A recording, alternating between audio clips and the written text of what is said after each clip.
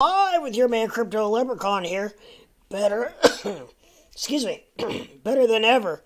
And hopefully everybody's doing well in your neck of the woods. We will give it a few minutes for everyone to trickle in here. And before we get into the nitty gritty of the cryptocurrency world, and we are actually just 10 minutes away from what is supposed to be the AI big event from Tesla. So we will. I'm gonna try to maybe stream that live. I do have to be careful of. I have to be careful of any music in the background. Which, oh, what's up, squirrel? That's quick. I had to be careful of any music in the background, which I did one time. I um, streamed one of Elon's events live, and he had some. He always. Are you there? Yeah, what's up? He always plays music in the background, so. Oh, wait a minute. I'm not. I'm muted. Yeah, now I'm here. No, you here? Yeah, I'm here. I was muted. I'm sorry. Apologize. Are you on YouTube yet? Yep. Okay, hang on. Hang on. Alright, alright. But yeah, so I'm gonna try to stream that live. We'll see what kind of get up it is. I'm sure it's gonna be quite the fiasco, knowing Elon. I'm sure of it. What we trying to stream live? Well, I'm gonna maybe stream. He has a big AI event coming up here at 9:15 Eastern time, which is coming up here pretty soon. I don't know what all it's going to entail. It has something to do with Tesla. They're revealing a new robot or something they got. Well, I just muted. I just get off of Tame's channel. Oh yeah. Yep. What was it? What was he talking about? Was he talking about Doge? Yep, that's the same thing you're talking about. Yeah. Yeah. Some people were expecting a little bit of a pump from it. I don't know. We'll see. Yeah.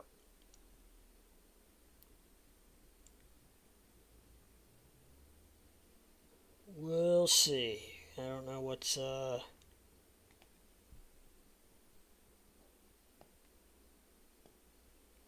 gonna come of it, but I should probably buy some Doge, or more Doge. But it's already at 0.062, so I'm a little, I don't know. That's kind of high for it's the way it's been trending. Yeah. So yeah, not real sure about that yet, but we'll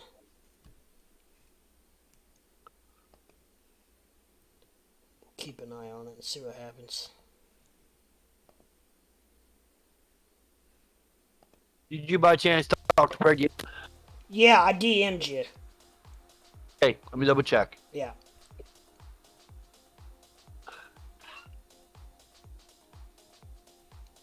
You got to remember how to get there.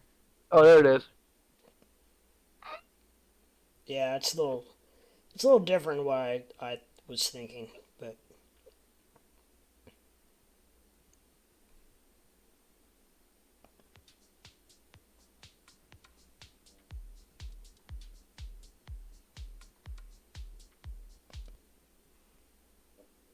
all right, the countdown is on. I got it pulled up. I don't know. Tesla AI Day. That's what it's called.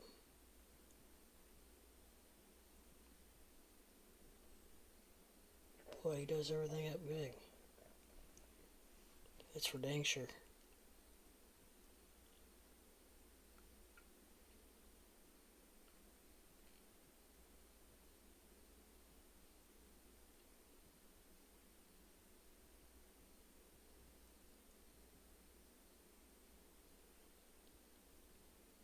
Get mesmerized by those lights.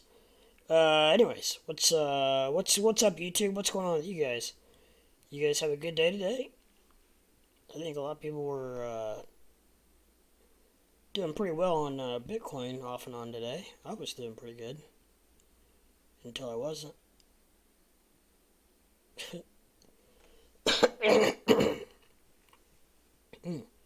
Excuse me, I just got done eating and have a little froggy in my throat. But yeah, so we saw a pretty nice little pump out of BTC, all the way up to 20,000, almost 200, all the way from 19.2, so almost $1,000 pop, and then it slowly but surely declined down. Wait a minute, when was that? Oh yeah. Yeah, that's what I was there for, okay. And then it declined. It dropped. It kept dropping all the way down to 19,244. And since we've recovered back up to 19,374, the Dixie, the DXY, is at 112. A little bit of a roller coaster today, as same as SPY. SPY was on a little bit of a roller coaster, ended up closing down 352, 357. It was down $5.61.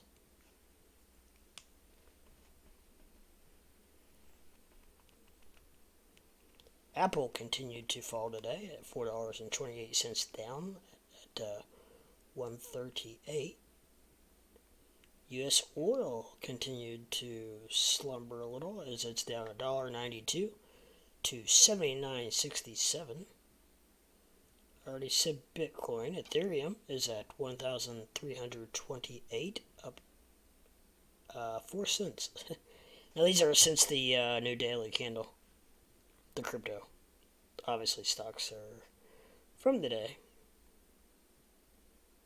Lonk is at 3030. So that's I believe that's up a little bit. Luna, regular Luna, is at $2.45. And I'm gonna have to close that for a second.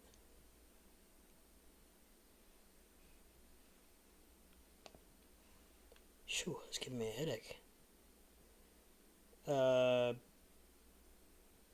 What else we got going on here? XLM is at 11 cents. OP is at 91 cents. Cardano, ADA, is at 43 cents. Gala is at 0.04. It's hard to believe that's at that low. Solana is at $32.77. ApeCoin's at $5.40. BNB is at 284. Uniswap is at $6.49. Mana is at 69 cents. ETH Classic is at $27.72. Sand is at 84 cents. And let's see, that Chili's is at not the restaurant, is at 0.239, almost 24 cents.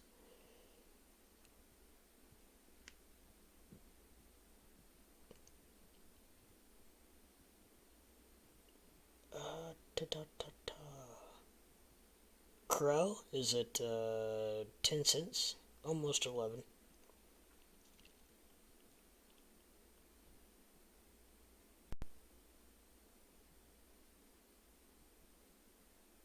Filecoins at $5.67. Chainlink is at $7.56. And that pretty much rounds out my watch list.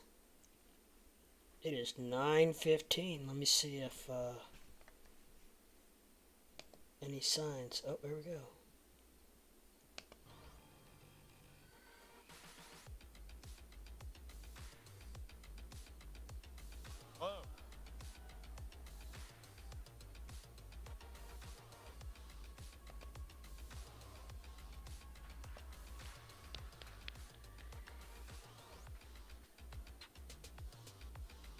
Welcome everybody. Let's give everyone a moment to get back in the audience. All right, great. Welcome to Tesla AI Day 2022.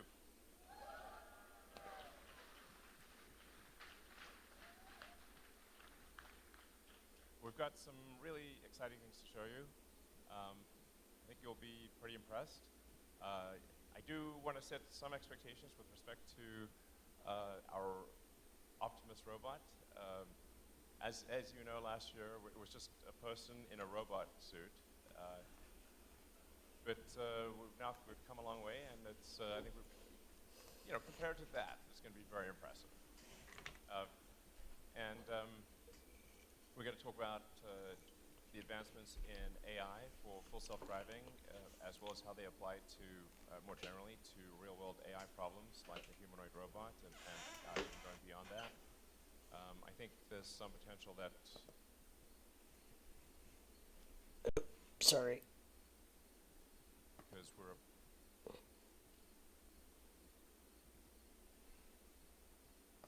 what we're doing here at Tesla could make a meaningful contribution. So if I go crazy, you can fire me. This is important. Maybe I've gone crazy. I don't know. So we're going to talk a lot about our progress in AI, autopilot, as well as progress with Doge. And then we're going to bring the team out and do a long Q&A. So you can ask tough questions, whatever you'd like, existential questions, technical questions, but we want to have as much time for Q&A as possible. So let's see, with that, you guys want to say anything? Hey guys, I'm Milan, I work on autopilot, and this is Abba. And I'm Lizzie, mechanical engineer on the project as well. Okay. So should we bring up the bot? Before we do that, we have one little bonus tip for the day. This is actually the first time we try this robot without any backup support. Yes. Trains, It's cool. mechanisms, Okay. no cables, nothing. Yeah. I want to do it with you guys tonight, but it's the first time, so let's see. You ready? Let's go. So,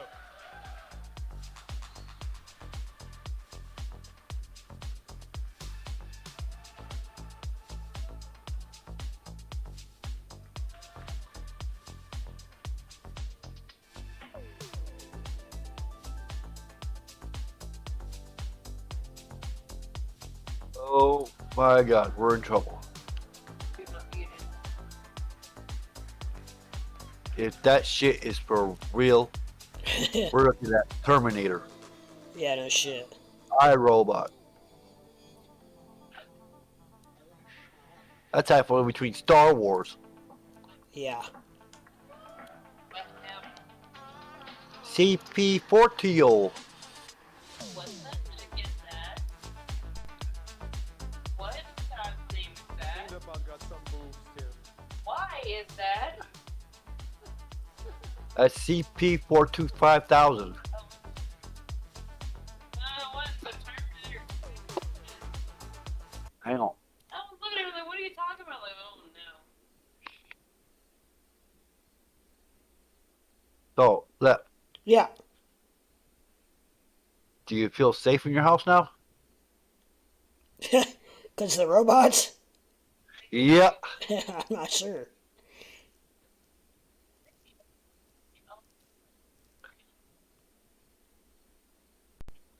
They have no feelings, no consequences. They can kick in your door and say, what warrant? This warrant. Bam! You're dead. Yep. This is some chappy mess.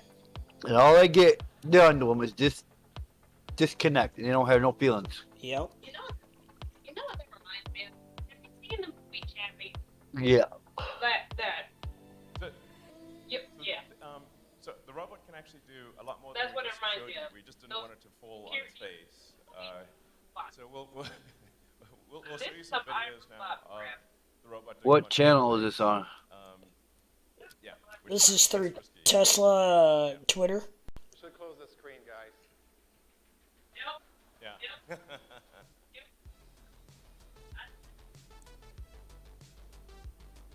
yeah, we wanted to show a little bit more what we've done over the past few months with the pod, and just walking around and dancing on stage.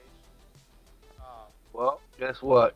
Just humble beginnings, but you can see the autopilot neural network. Now we got thousands and thousands of people on unemployment line. On that new platform. No Amazon Prime When you see a rainbow, warehouse. That's the robot. That's the world of robots. No Walmart warehouse. So it's very clearly identified. There'll be a lot of people out of work. Like this is the object it should picking it up. No landscapers. We use the same process as we did for autopilot to collect data and train neural networks that we then deploy on the robot. Oh That's God, an we're in example that trouble. illustrates the upper body. Hollywood was right. Something that we'll try to nail down in a few months, over the next few months, I would say, to perfection. This is really an actual station in the Fremont factory as well that it's working at. Yep. So I'm just wondering. How is That's not the only thing we have to show today, right? yeah. how is So the middle class and lower class people can survive now because they got no jobs? development robot using Can you see those damn things at McDonald's? Yeah, oh, Welcome to yeah. McDonald's. Can I take your order? What? It's gone a step further than that. Yep. Already, the team's done an incredible job. Then gives out the food at the window. Go beep boop beep doo doo doo doo doo. Fully Tesla designed and built actuators. Yeah, you think self-checkout's bad at System, everything. Walmart? That's nothing. It wasn't quite ready to walk, but I think it will walk in a few weeks. We wanted to show you the robot, something that's actually fairly close to what Oh we're going to yeah, production, we're in trouble. and show you all the things it can do. So let's bring it out. Do it. So that it was nice knowing you. Yeah, yeah. Yeah, we didn't get to meet.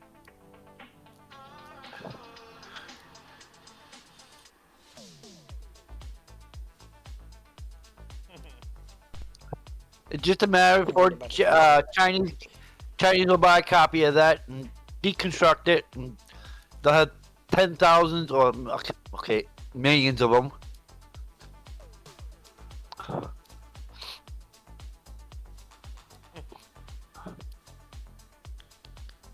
They'll ship them back to the United States where dumbass Americans like us will buy them, Oh, yeah. and they'll stab us in the sleep. Yeah. Because they get smarter as they learn. Yeah. We're using Optimus with Their program, kill for CCP, CCP, CCP. have in Optimus production Mhm. 1. Die, Americans. All the fingers independently, move to have the thumb have 2 degrees of Yeah. freedom. So it has opposable thumbs. The hidden Both software. right hand, so it's able to operate Or is it hardware? and do useful things. Our goal is to make Yeah, I don't know. a useful humanoid robot as quickly as possible. And we've also designed it using the same discipline that we use in designing the car, which is to design it for manufacturing such that it's possible to make the robot in high volume at low cost with high reliability. How come I had? Oh, That's I'm muted. incredibly important. How come I hear no volume? Very impressive. Do you not hear any volume? Robot demonstrations, and that's great. But what are they missing? They're missing a No. brain. They don't have the intelligence. It's because it's not through, it's not through, And they're also very Discord, expensive. I guess. Made in low volume. Whereas this is the Optimus is designed. Do me a favor. to be a Yeah. robot, but Share that link in Discord chat, general chat. ultimately millions of units. Okay, It is expected to cost much less than a car. Yeah, you gotta find general chat. I would say probably less than. I passed up 4 times before I find it. I guess. yeah.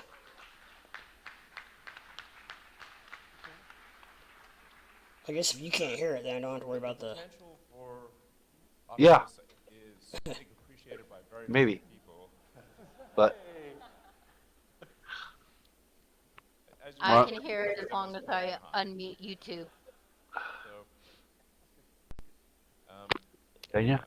Yep, You can hear the it? team's put in as long as I unmute YouTube. So you can hear it on YouTube? working days, Yep. 7 days a week. Okay. Running the 3 Hang on. to get to the demonstration demonstration today. Super proud of what they've done. They've really done a great job. I'd just like to give a hand to the whole Optimus team. Oh shit. I put it in live in general chat. I'm bad. I had my YouTube volume control. So I'm mute. there's still a lot of Almost Oh. on mute. Oh. to refine Optimus and But I'm gonna- improve it. Optimus version 1. And that's why we're holding this event, which is to convince some of the most talented people in the world, like you guys, to join Tesla and help make it a reality and bring it to fruition at scale such that it can help millions of people. And the potential, like I said, is really boggles the mind, because you have to say, like, what is an economy? An economy is sort of productive entities times their productivity, capita times output, productivity per capita. At the point at which there is not a limitation on capita, it's not clear what an economy even means at that point. An economy becomes quasi-infinite. So what taken to fruition in the hopefully benign scenario, this means a future of abundance, a future where there is no poverty, where you can have whatever you want. I don't think it'd be too funny if that robot just turned around and attacked on stage. There really is Yeah. a fundamental transformation. Malfunction! Malfunction! Malfunction! Right. Obviously, we want to make sure that transformation is a positive one and So yeah. safe. Hey, Leprechaun. And Yeah. But that's also why I think Okay, Tesla as you know of the PlayStation game Detroit Becomes Human, right? I've heard of Is it. very important.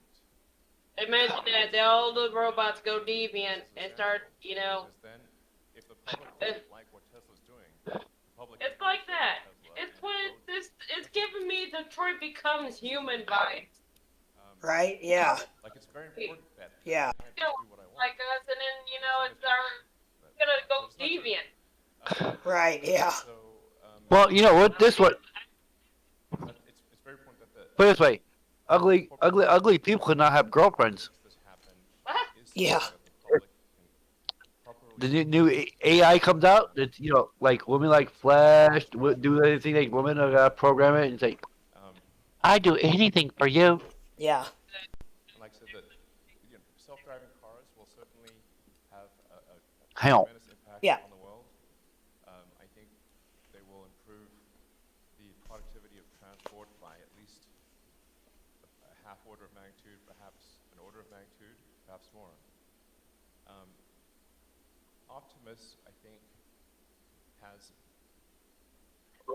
maybe a two Yeah, I'm already magnitude in the doghouse. potential You've improvement been in the doghouse. in Uh-oh. economic output. You're just by Yeah. the leash. Like it's not clear. It's not clear what the limit actually even is. You're just outside the doghouse. But we need to do this in the right way. We need to do it carefully and safely, and ensure that the outcome is one that is beneficial to civilization and one that humanity wants. This is also extremely important, obviously. So, and I hope you will consider joining Tesla to achieve those goals. At Tesla, we really care about doing the right thing here. Amber's crying. The right thing, and really not pave the road to hell with He's crying. And I think the road to hell is mostly paved with You know why? but every now and Why? then there's a good intention in there. She can't go to Indiana right now. Right thing, Oh. consider You gotta miss her leprechaun. Oh no. with that, let's She's crying. to the next phase. Thank you, Elon. We'll eventually get together. A leprechaun. All right, so you've seen this one. I ain't seen that damn thing. So last year we unveiled the Tesla bot concept. The concept didn't go very far. We knew we needed I was hoping I could work out some kind of deal. to get real life Yeah, I know. as possible. So that robot But, that came out yeah. is a little routine for you guys. We had Now that she's for crying. 6 months. Oh. Working I on don't software feel good. integration, hardware upgrades, Oh, she's playing. I don't feel good. Parallel, we've also been designing the next generation, this one over here. So this guy is rooted in the foundation of sort of the vehicle design process. You know, we're leveraging all of those learnings that we already have. I just wish there's something out that way. Obviously, there's a lot that's changed since last year, but there's Yeah. some things that are still the same, you'll notice. We still have this really detailed focus on the true human form. We think that matters for a few reasons. But it's fun. We spend a lot of time thinking about how amazing the human body is. We have this incredible range of motion, typically really amazing strength. Power consumption, 100 watts sit. Damn. 500 watt brisk walking. Range of motion that you have in your shoulder and your elbow, for That battery ain't gonna last long. your fingertip, you can move those joints all over the place. No. But the robot, you know, its main function is to If I had one of those things, I'd be piggybacking that way to the liquor store and back. Heck yeah. So we've Carry me, bitch. minimum sort of 28 fundamental degrees of freedom, and then of course our hands in addition to that. Humans are also pretty efficient at some things, and not so efficient in other times. Degrees of freedom, 200% plus hands 20. What the hell's that supposed to mean? I don't know. I'm not sure. Kind of sitting around, no I'll tell you what. worries, I'm but gonna we're kind of inefficient mute my sort mic of and go back on there and learning see what she's saying. Yeah. On the robot platform, what we're going to do is we're going to minimize that idle power consumption, drop it as low as possible. And that way we can just flip a switch and immediately the robot turns into something that does useful work. So let's talk about this latest generation in some detail, shall we? So on the screen here you'll see in orange our actuators, which we'll get to in a little bit, and in blue our electrical system. So now that we have our sort of human-based research, and we have our first development platform, we have both research and execution to draw from for this design. Again, we're using that vehicle design foundation, so we're taking it from concept through design and analysis, and then build and validation. Along the way, we're going to optimize for things like cost and efficiency, because those are critical metrics to take this product to scale eventually. How are we going to do that? Well, we're going to reduce our part count and our power consumption of every element possible. We're going to do things like reduce the sensing and the wiring at our extremities. You can imagine a lot of mass in your hands and feet is going to be quite difficult and power consumptive to move around. And we're going to centralize both our power distribution and our compute to the physical center of the platform. So in the middle of our torso, actually it is the torso, we have our battery pack. This is sized at 2.3 kilowatt hours, which is perfect for about a full day's worth of work. What's really unique about this battery pack is it has all of the battery electronics integrated into a single PCB within the pack. So that means everything from sensing to fusing, charge management, and power distribution is all in one place. We're also leveraging both our vehicle products and our energy products to roll all of those key features into this battery. So that's streamlined manufacturing, really efficient and simple cooling methods, battery management, and also safety. And of course, we can leverage Tesla's existing infrastructure and supply chain to make it. So going on to sort of our brain, it's not in the head, but it's pretty close. Also in our torso, we have our central computer. So as you know, Tesla already ships full self-driving computers in every vehicle we produce. We want to leverage both the autopilot hardware and the software for the humanoid platform, but because it's different in requirements and in form factor, we're going to change a few things first. So we still are it's going to do everything that a human brain does, processing vision data, making split-second decisions based on multiple sensory inputs, and also communications. So to support communications, it's equipped with wireless connectivity as well as audio support. And then it also has hardware-level security features, which are important to protect both the robot and the people around the robot. So now that we have our sort of core, we're going to need some limbs on this guy. And we'd love to show you a little bit about our actuators and our fully functional hands as well. But before we do that, I'd like to introduce Malcolm, who's going to speak a little bit about our structural foundation for the robot.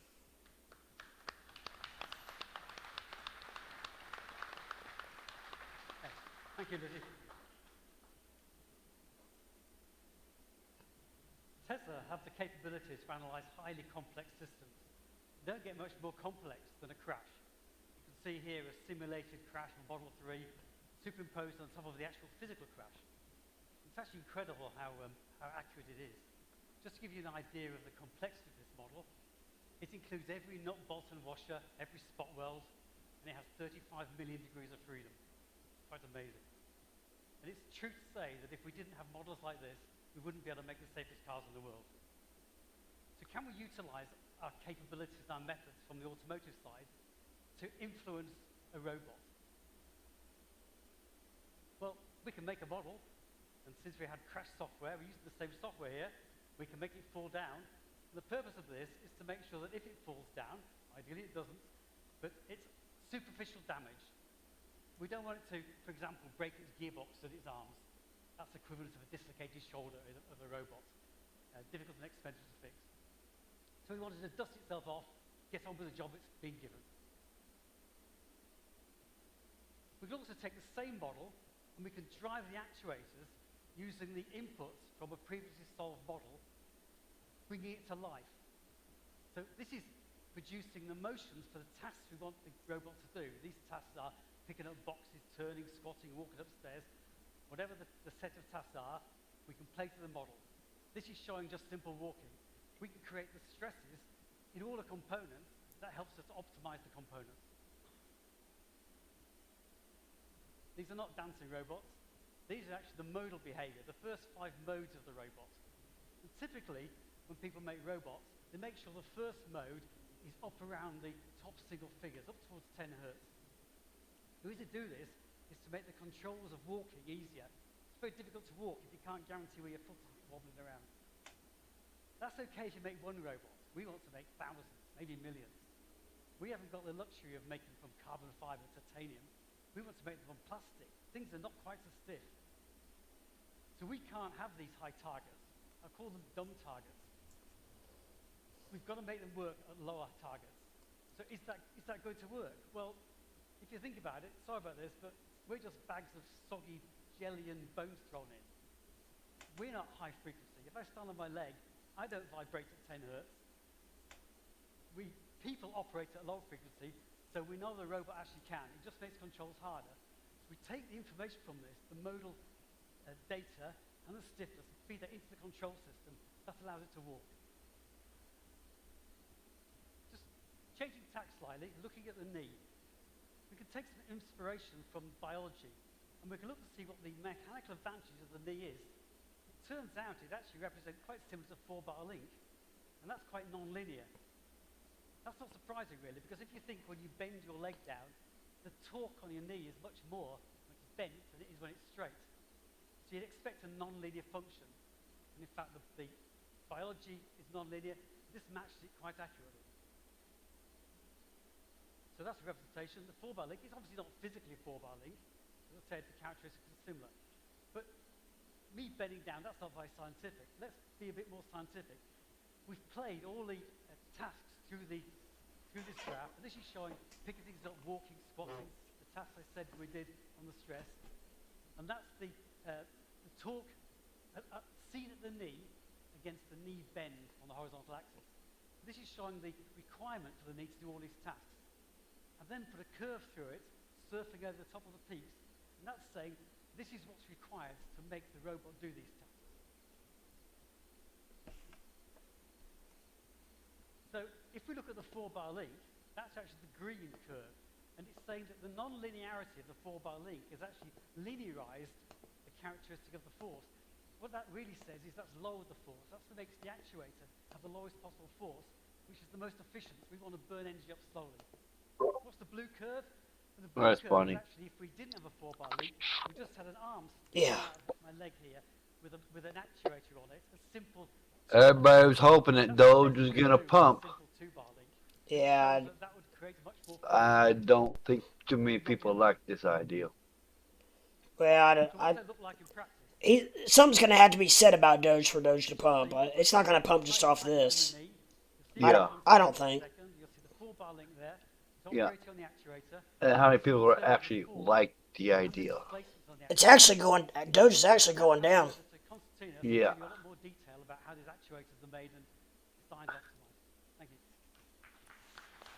Thank you, Malcolm.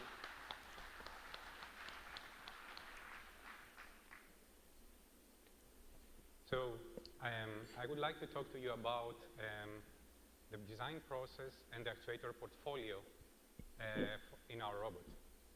So there are many similarities between a car and the robot when it It's comes funny. to powertrain design. Yeah. The most important thing James just took his pole down. is energy, mass, and Oh, did he? we are carrying over most of our designing experience from the car to the robot. So, Wonder what it was. in case, you see a car with 2 drive units. I don't know. And the drive units are used Who would you find it to on? accelerate the car 0 to 60 This channel. miles per hour time. What, this channel? No, in James. Where did you find your poles at? What do you? The robot that has 28 actuators. I don't know. Obvious what are the tasks at the actuator level. So we have tasks that are higher level, like walking. If he took it down, it's climbing stairs, or probably gone. carrying a heavy object, which need to be translated Oh, into I missed joint, it.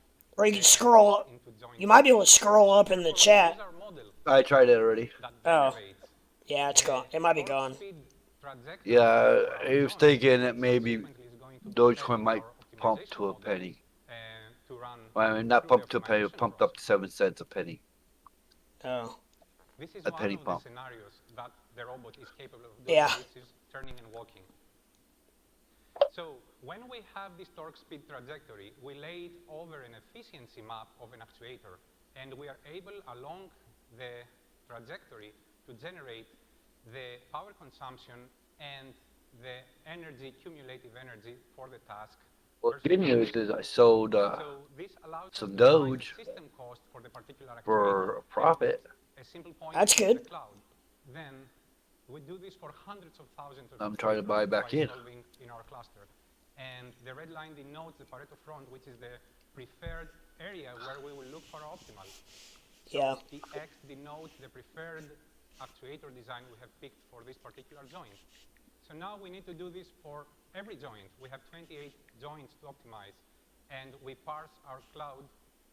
We parse our cloud again for every joint spec, and the red axis this time denotes the bespoke actuator designs for every joint. The problem here is that we have too many unique actuator designs, and even if we take advantage of the symmetry, still there are too many. In order to make something mass manufacturable, we need to be able to reduce the amount of unique actuator designs. Therefore, we run something called commonality study, which we parse our cloud again, looking this time for actuators that simultaneously meet the joint performance requirements for more than one joint at the same time. So the resulting portfolio is 6 actuators. We and they can't show the talk, color just map me and you in the on figure. something. Um, I have a question to ask you. The actuators can be also Okay. in this slide. We have But I 3 can't have it on rotating YouTube. linear actuators, Gotcha. all of which have a great output force or torque per mass. The rotary that actuator possible in at all? particular has a mechanical clutch integrated Uh, on the high-speed side, angular contact ball bearing, and on the high-speed not right side, now, because if I get off Discord, it's gonna shut. It'll shut my Discord down. a cross-roller bearing. Okay. and If I move out of that room, gear it'll train is a strain wave. It'll shut you down. it'll shut my Discord down. Yeah. There are 3 integrated Okay, sensors. maybe if I in hope the I DM you on this bespoke one. permanent magnet machine. That. Yeah. That. The linear actuator I gotta figure out how to DM you. Click on its name. I did. The linear actuator has planetary rollers and Yeah. an inverted planetary screw as a gear train, which allows efficiency and compaction and durability. So There. in order to demonstrate the force capability of our linear actuators, we have set up an experiment in order to test it under its limits. And I will let you enjoy the video.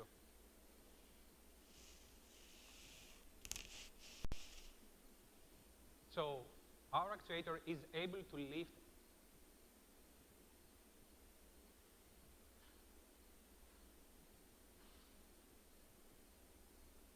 a half-ton, 9-foot concert grand piano.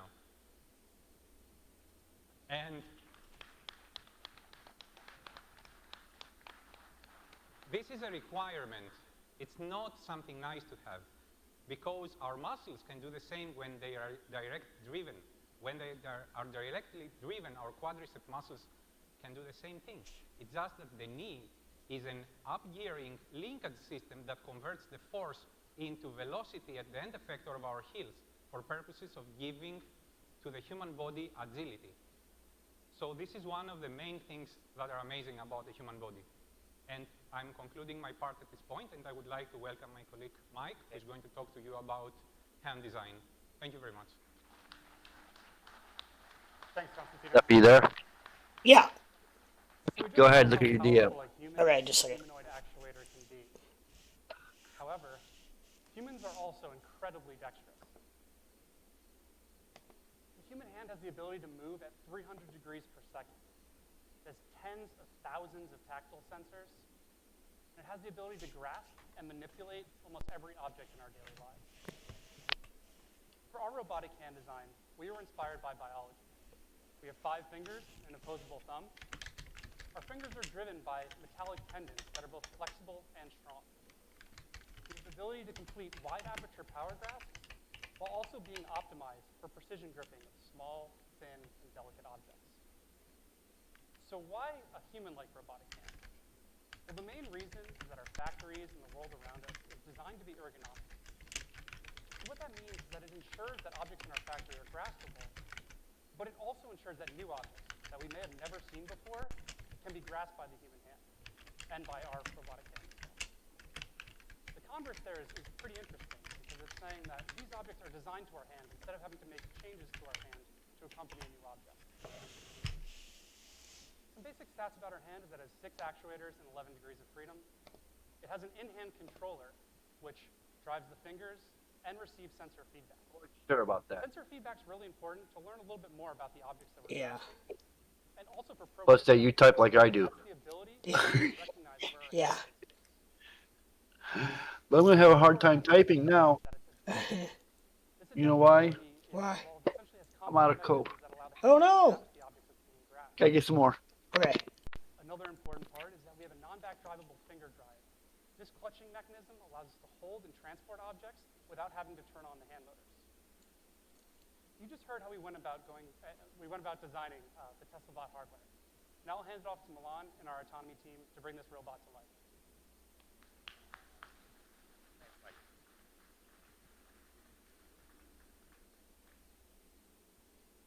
All right. So all those cool things we've shown earlier in the video were possible just in a matter of a few months, thanks to the amazing work that we've done on Autopilot over the past few years. Most of those components ported quite easily over to the bots environment. If you think about it, we're just moving from a robot on wheels to a robot on legs. So some of the components are pretty similar, and some other require more heavy lifting. So for example, our computer vision neural networks were ported directly from Autopilot to the bot's situation. It's exactly the same occupancy network that we'll talk into a little bit more details later with the Autopilot team that is now running on the bot here in this video. The only thing that changed really is the training data that we had to recollect.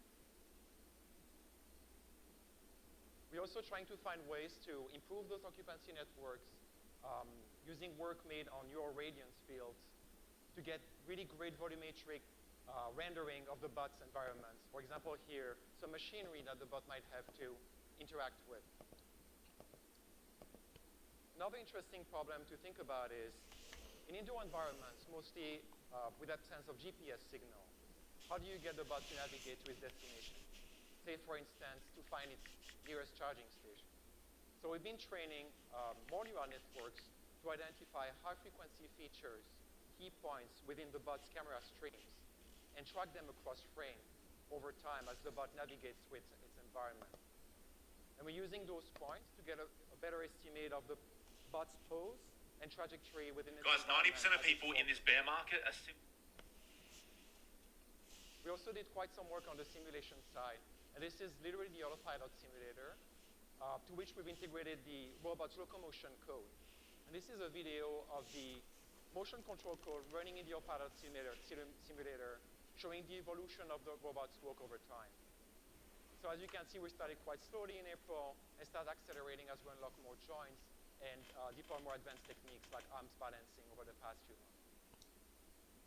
So So locomotion is specifically one component that's very different as we're moving from the car to the bots environment. So I think it warrants a little bit more depth, and I'd like my colleagues to start talking about this.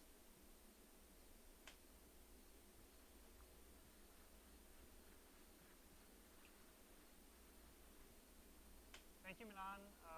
Hi, everyone. I'm Felix. I'm a robotics engineer on the project, and I'm going to talk about walking. Walking seems easy, right? People do it every day. You don't even have to think about it. But there are some aspects of walking which are challenging from an engineering perspective. For example, physical self-awareness. That means having a good representation of yourself. What is the length of your limbs? What is the mass of your limbs? What is the size of your feet? All that matters. Also, having an energy-efficient gait. You can imagine there's different styles of walking, and all of them are equally efficient. Most important, keep balance, don't fall. And of course, also coordinate the motion of all of your limbs together. So now, humans do all of this naturally, but as engineers or roboticists, we have to think about these problems. And the following, I'm going to show you how we address them in our locomotion planning and control stack.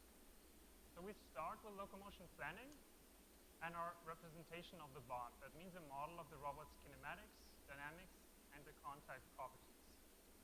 And using that model and the desired path for the bots, our locomotion planner generates reference trajectories for the entire system.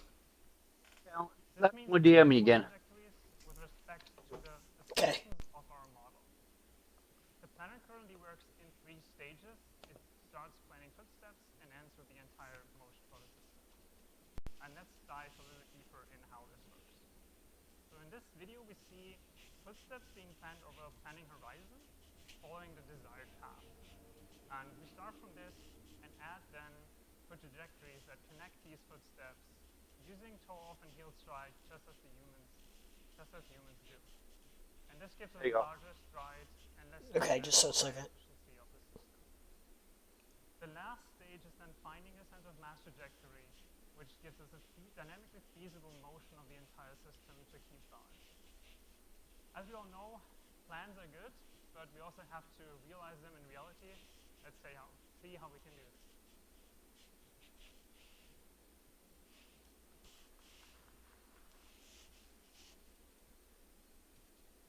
Thank you, Felix. Hello, everyone. My name is Anand. I'm going to talk to you about controls. So let's take the motion plan that Felix just talked about and put it in the real world on a real robot. Let's see what happens. Takes a couple steps and falls down. Well, that's a little disappointing. But we are missing a few key pieces here, which will make it walk. Now, as Felix mentioned, the motion planner is using an idealized version Are you there? of itself Yeah. and a version of I just saw. Hold on a sec. This is not exactly correct. It also expresses its intention through trajectories and wrenches. Wrenches are forces and torques that it wants to exert on the world to locomote.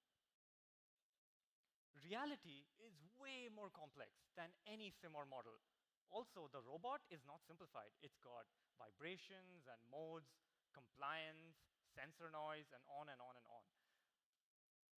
So what does that do to the real world when you put the bot in the real world?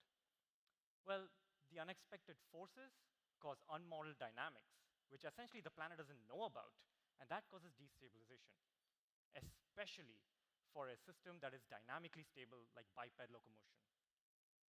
So what can we do about it? Well, we measure reality. We use sensors and our understanding of the world to do state estimation. And here you can see the attitude and pelvis pose, which is essentially the vestibular system in a human, along with the center of mass trajectory being tracked when the robot's walking in the office environment. Now we have all the pieces we need in order to close the loop. So we use our better bot model, we use the understanding of reality that we've gained through state estimation, and we compare what we want versus what we expect that reality is doing to us in order to I did again. add corrections to the behavior of the robot. Here, the robot certainly doesn't appreciate being poked, but it does an admirable job of staying upright. The final point here is a robot that walks is not enough. We need it to use its hands and arms to be useful. Let's talk about manipulation.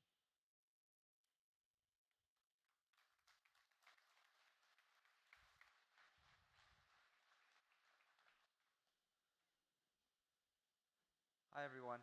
My name's Eric, robotics engineer on TeslaBot, and I want to talk about how we've made the robot manipulate things in the real world.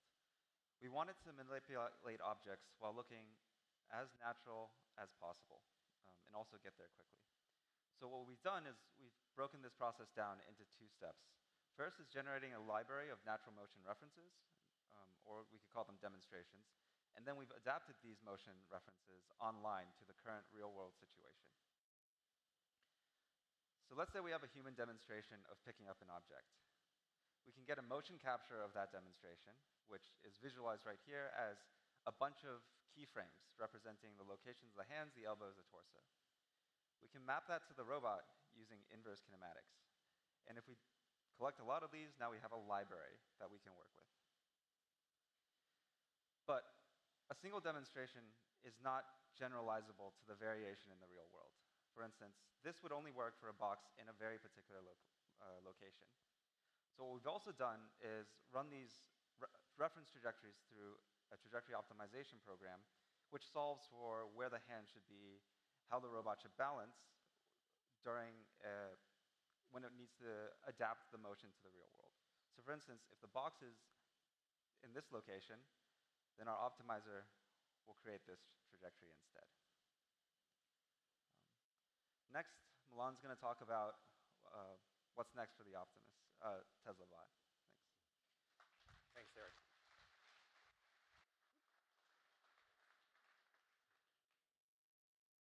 Right, so hopefully by now you guys got a good idea of what we've been up to over the past few months. We started having something that's usable, but it's far from being useful. There's still a long and exciting road ahead of us. I think the first thing within the next few weeks is to get Optimus at least at par with Bumblebee, the other bot prototype you saw earlier, and probably beyond.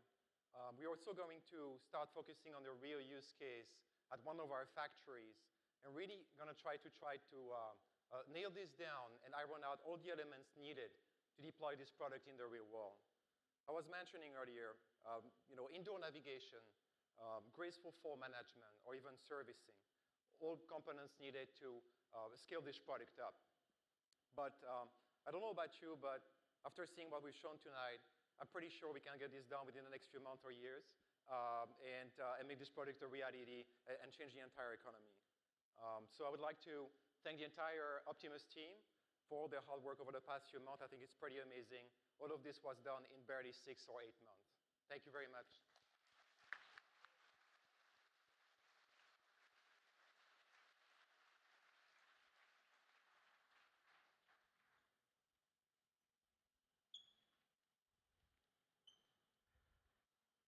Hey, everyone.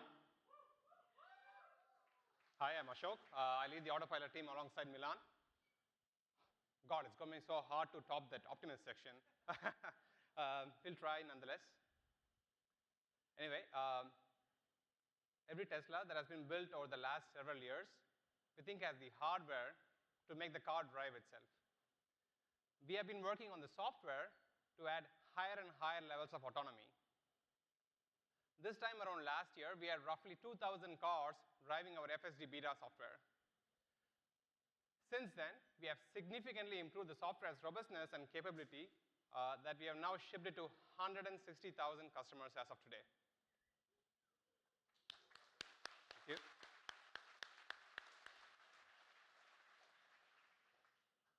This did not come for free. It came from the sweat and blood of the engineering team over the last 1 year. For example, we trained 75,000 neural network models just last 1 year.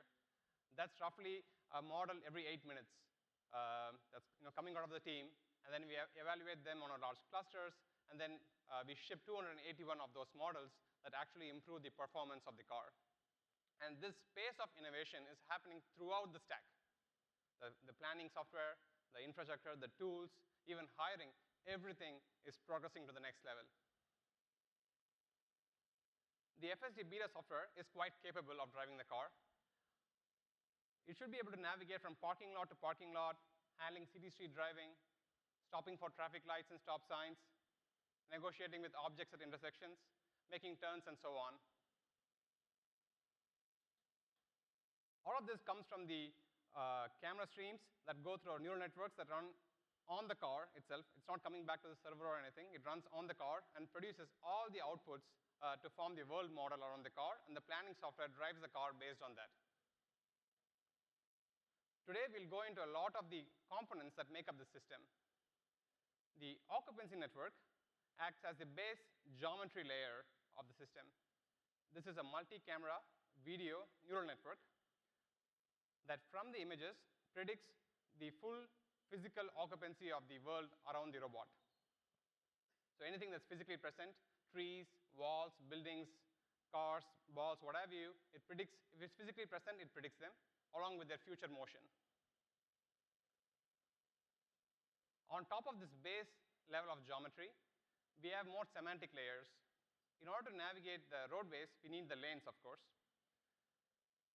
But then the roadways have lots of different lanes, and they connect in all kinds of ways. So it's actually a really difficult problem for typical computer vision techniques to predict the set of lanes and their connectivities. So we reached all the way into language technologies and then pulled the state of the art from other domains and not just computer vision to make this task possible. For vehicles, we need their full kinematic state to control for them. All of this directly comes from neural networks. Video streams, raw video streams come into the networks, go through a lot of processing, and then outputs the full kinematic state. The positions, velocities, acceleration, jerk, all of that directly comes out of the networks with minimal post-processing. That's really fascinating to me because how is this even possible? What world do we live in that this magic is possible, that these networks predicts fourth derivatives of these positions when people thought we couldn't even detect these objects? My opinion is that it did not come for free. It required tons of data, so we had to build sophisticated auto-labeling systems that churn through raw sensor data, run a ton of offline compute on the servers. It can take a few hours, run expensive neural networks, distill the information into labels that our in-car neural networks. Yeah. What's your internet? MBPS. Mine's, I have to have a high one. I paid for, I've got 500. You got 500? Yeah, but I had to pay for more because I stream. So what do you think? And I got a lot of shit coming off of it, so I had to have a high-powered. You'd be fine with, you'd probably be okay with 100 or 2. Okay. If you're just doing, I mean, you're not doing like heavy gaming or anything, are you? I got one game, but it's something I don't really play a lot. You know, I got Facebook. Yeah, but I mean, that's not a game like I'm talking about. I'm talking about like a, you know, like a third person or a first person shooting game type. Yeah, well, I got the World of Warships. If you're just on, if you're just gonna be doing the internet and stuff, I'd say 100 would probably be enough. I had, I had 100 for a while. Yeah. So with my qualification and everything like that, it'll come up to be what I need to be $35 a month, and that's the 100 Mbps. Yeah, that's not bad. MD, I'm not sure. I can't get my. Yeah, Mikey K said 100's good. That's what I thought. If you're just doing the internet, 100 would be fine. Yeah, I got that. I'm on that program for ACP Internet Affordable Connectivity Program. Oh yeah. Yeah. Today, we are really excited to present progress on all of these areas. We have the engineering leads standing by to come in and explain these various blocks, and these power not just the car, but the same. All right, I'll be right back. Yes. Robot that Milan showed earlier. With that, I welcome Padil to start talking about the planning section.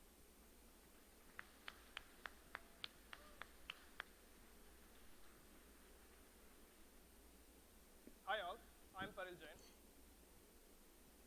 Let's use this intersection scenario to dive straight into how we do the planning and decision making in Autopilot.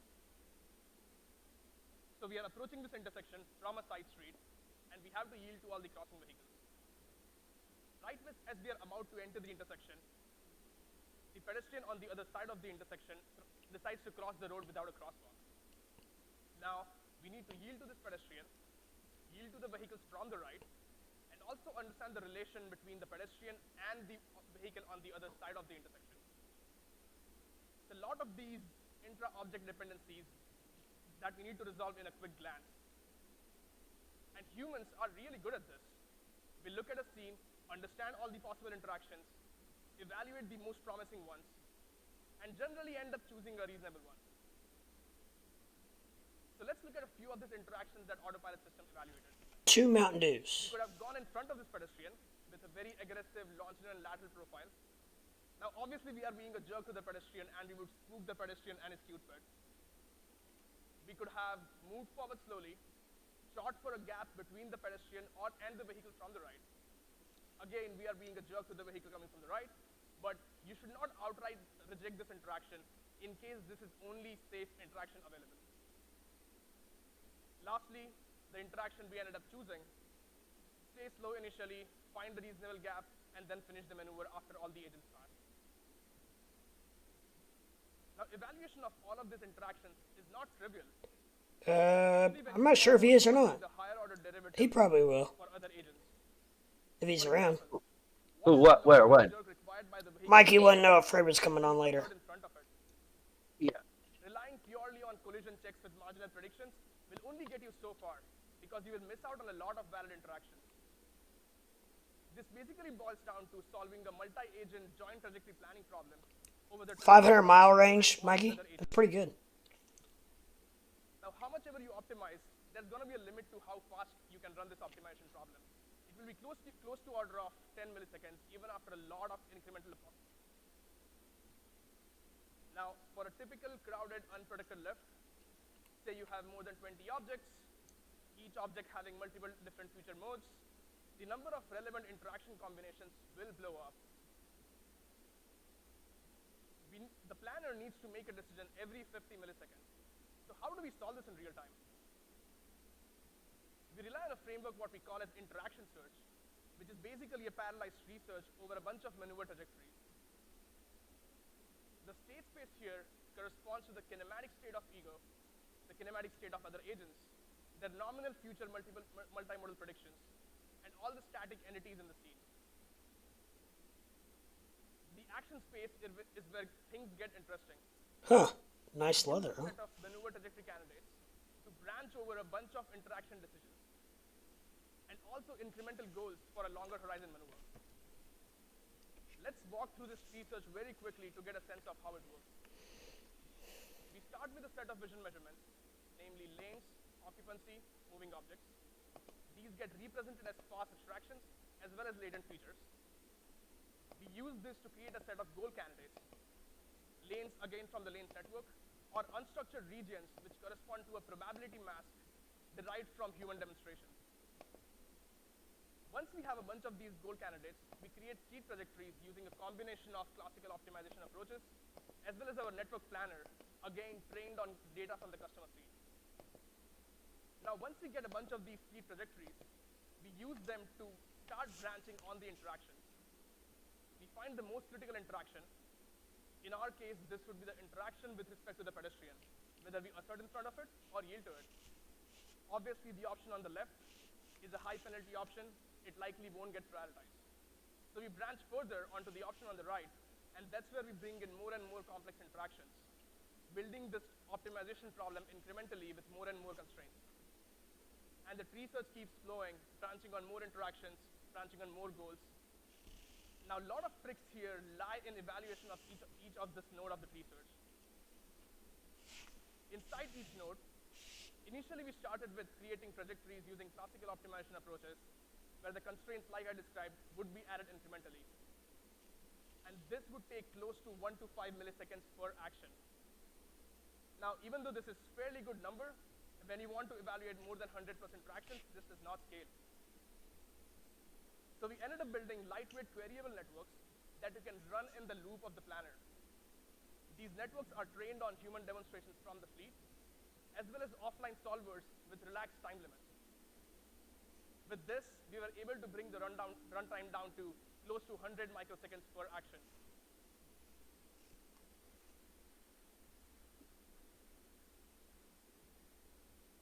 Now, doing this alone is not enough, because you still have this massive tree search that you need to go through, and you need to efficiently prune the search space. So you need to do scoring on each of these trajectories. Few of these are fairly standard. You do a bunch of collision checks, you do a bunch of comfort analysis, what is the jerk and axle required for a given maneuver. The customer fleet data plays an important role here again. We run two sets of, again, lightweight variable networks, both really augmenting each other. One of them trained from interventions from the FSD beta fleet, which gives a score on how likely is a given maneuver to result in interventions over the next few seconds. And second, which is purely on human demonstrations, human-driven data, giving a score on how close is your given selected action to a human-driven trajectory. 30-60K for Lucid. The scoring helps us prune the search space, They'll sell a shit ton for that. and focus the compute on the most promising outcomes. The cool part about this architecture is that it allows us to create a cool blend between. Yeah, if Tesla's not careful, they're going to outprice themselves. A lot of hand-engineered costs, but also ground it in reality with physics-based checks. I might for 30K. Now, a lot of what I described was with respect to the agents we could observe in the scene, but the same framework extends to objects behind occlusions. We use the video feed from 8 cameras to generate the 3D occupancy of the board. The blue mask here corresponds to the visibility region, we call it. It basically gets blocked at the first occlusion you see in the scene. We consume this visibility mask to generate what we call as ghost objects, which you can see on the top left. Now, if you model the spawn regions and the state transitions of these ghost objects correctly, if you tune your control response as a function of their existence likelihood, you can extract some really nice human-like behaviors. Now, I'll pass it on to Phil to describe more on how we generate this occupancy network. Thank you.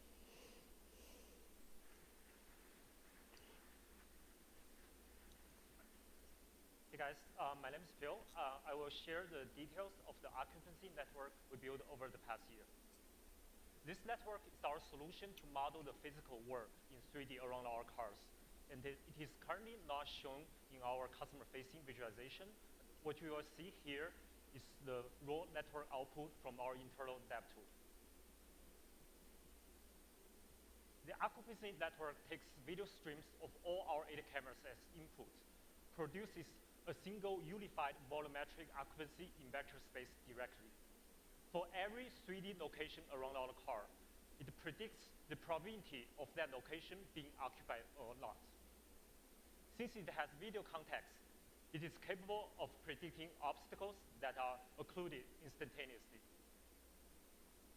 For each location, it also produces a set of semantics such as curb, car, pedestrian, and road debris, as color-coded here. Occupancy flow is also predicted for motion. Since the model is a generalized network, it does not tell static and dynamic objects explicitly. It is able to produce and model the random motion, such as a swerving trainer here. This network is currently running in all Teslas with FSD computers, and it is incredibly efficient, runs about every 10 milliseconds with our neural net accelerator. So how does this work? Let's take a look at the architecture. First, we rectify each camera images with the camera calibration. And the images we're showing here were given to the network. It's actually not the typical 8-bit RGB image. As you can see from the first image on top, we're giving the 12-bit raw photon count image to the network.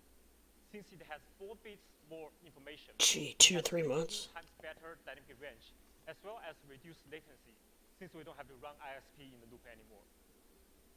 We use a set of reglets and FPNs as a backbone to extract image space features. Next, we construct a set of 3D position query along with the image space features as keys and values fit into an attention module. the output of the attention module is high-dimensional spatial features.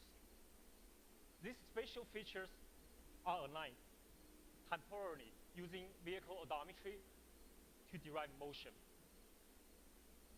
Next, these spatial temporal features go through a set of deconvolution to produce the final occupancy and occupancy flow output. They're formed as fixed-size voxel grid, which might not be precise enough for planning and control. In order to get a higher resolution, we also produce per voxel feature maps, which we feed into MLP with 3D spatial point queries to get position and semantics at any arbitrary location. After knowing the model better, let's take a look at another example. Hey, look. Here we have an articulate Yes, sir. bus parked on the right side, All right, DM. highlighted as an L-shaped All right. box up here. As we approach, the bus starts to move. The front of the car turns blue first, indicating the model predicts the front of the bus has a non-zero occupancy flow. And as the bus keeps moving, the entire bus turns blue. And you can also see that the network predicts the precise curvature of the bus. Well, this is a very complicated problem for traditional object detection network, as you have to see whether I'm going to use one cuboid or perhaps two to fit the curvature. But for our occupancy network, since all we care about is the occupancy in the visible space, and we'll be able to model the curvature precisely. Besides the voxel grid, the occupancy network also produces a drivable surface. The drivable surface has both 3D geometry and semantics. They are very useful for control, especially on hilly and curvy roads. The surface and the voxel grid are not predicted independently. Instead, the voxel grid actually aligns with the surface implicitly. Here, we are at a hill crest where you can see the 3D geometry of the surface being predicted nicely. Planner can use this information to decide perhaps we need to slow down more for the hill crest. And as you can also see, the voxel grid aligns with the surface consistently. Besides the voxels and the surface, we're also very excited about the recent breakthrough in neural radiance field, or NeRF. We're looking into both incorporate some of the nice NeRF features into occupancy network training, as well as using our network output as the input state for NeRF. As a matter of fact, Ashok is very excited about this. This has been his personal weekend project for a while. These NeRFs, because I think the academia is building a lot of these foundation models for language, using like tons of large data sets for language. But I think for vision, NeRFs are going to provide the foundation models for computer vision, because they are grounded in geometry, and geometry gives us a nice way to supervise these networks and frees us of the requirement. I got jokes. Ontology. And the supervision is essentially free because you just have to differentially render these images. So I think in the future, this occupancy network idea where images come in and then the network produces a consistent volumetric representation of the scene that can then be differentially rendered into any image that was observed, I personally think is a future of computer vision.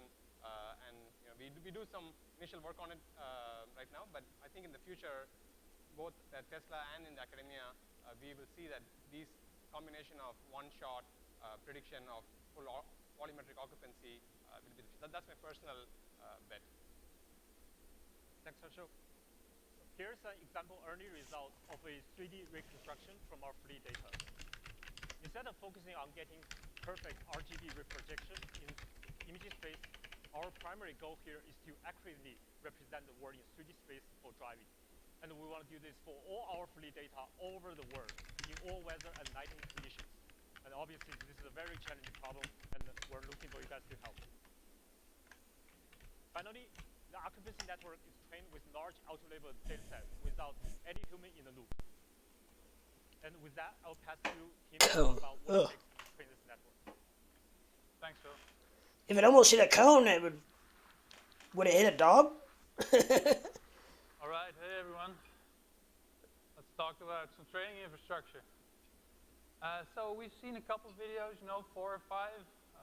I think and care more and worry more about a lot more clips than that. So We've been looking at the occupancy networks just from Phil. Just Phil's videos, it takes 1.4 billion frames to train that network, what you just saw. And if you have 100,000 GPUs, it would take 1 hour, but if you have one GPU, it would take 100,000 hours. So that is not a humane time period that you can wait for your training job to run, right? We want to ship faster than that. So that means you're going to need to go parallel. So you need more compute for that. That means you're going to need a supercomputer. So this is why we've built in-house 3 supercomputers comprising of 14,000 GPUs, where we use 10,000 GPUs for training and around 4,000 GPUs for auto-labeling. All these videos are stored in 30 petabytes of a distributed, managed video cache. You shouldn't think of our data sets as fixed, let's say, as you think of your ImageNet or something, you know, with like 1 million frames. You should think of it as a very Wake up! You look so intense. I just watching the video. And out of this cluster, these clusters, every single day. And we track 400,000 of these kind of Python video instantiations every second. So that's a lot of calls. We're going to need to capture that in order to govern the retention policies of this distributed video cache. So underlying all of this is a huge amount of infra, all of which we build and manage in-house. So do my Discord you cannot thing. just buy, 14,000 GPUs and then 30 petabytes of flash NVMe and just put it together and let it go train. It actually takes a lot of work, and I'm going to go into a little bit of that. What you actually typically want to do is you want to take your accelerator, so that could be the GPU or Doge, which we'll talk about later. And because that's the most expensive component, that's where you want to put your bottleneck. And so that means that every single part of your system is going to need to outperform this accelerator. And so that is really complicated. That means that your storage is going to need to have the size and the bandwidth to deliver all the data down into the nodes. These nodes need to have the right amount of CPU and memory capabilities to feed into your machine learning framework.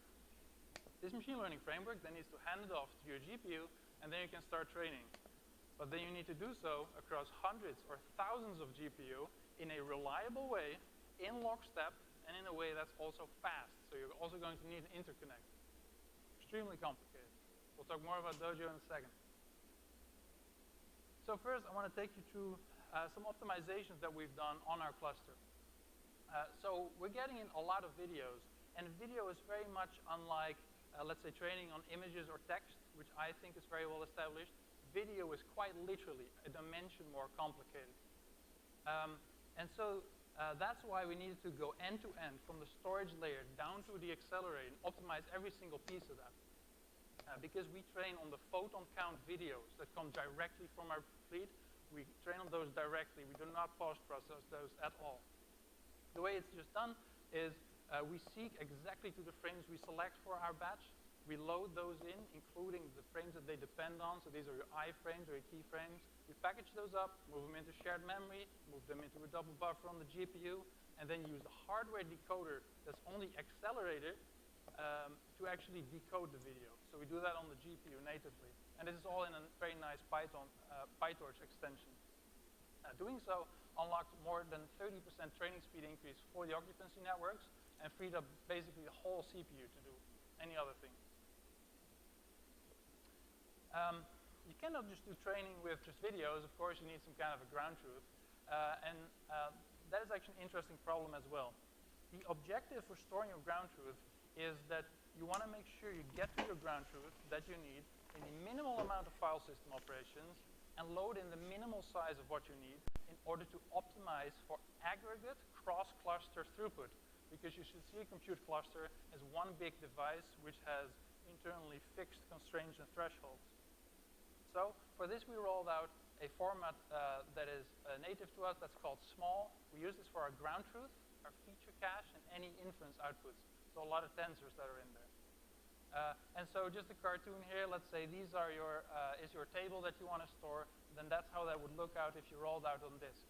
So what you do is you take anything you'd want to index on, so for example video timestamps, you put those all in the header, so that in your initial header read, you know exactly where to go on disk. Then if you have any tensors, you're going to try to transpose the dimensions to put a different dimension last as the contiguous dimension, and then also try different types of compression. Then you check out which one was most optimal, and then store that one. This is actually a huge tip if you do feature caching. Unintelligible output from the machine learning network, rotate around the dimensions a little bit, you can get up to 20% increase in efficiency of storage.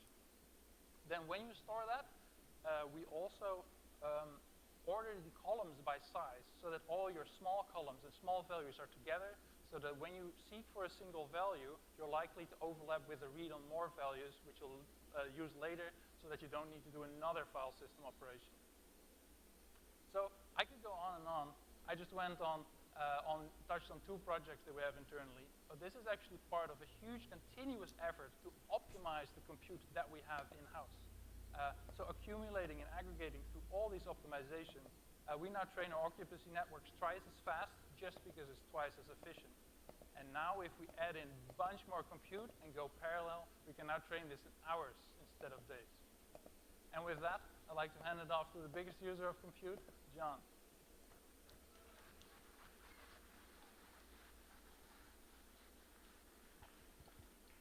Hi, everybody. My name is John Emmons. I lead the Autopilot Vision team. Hi, John. I'm going to cover 2 topics with you today.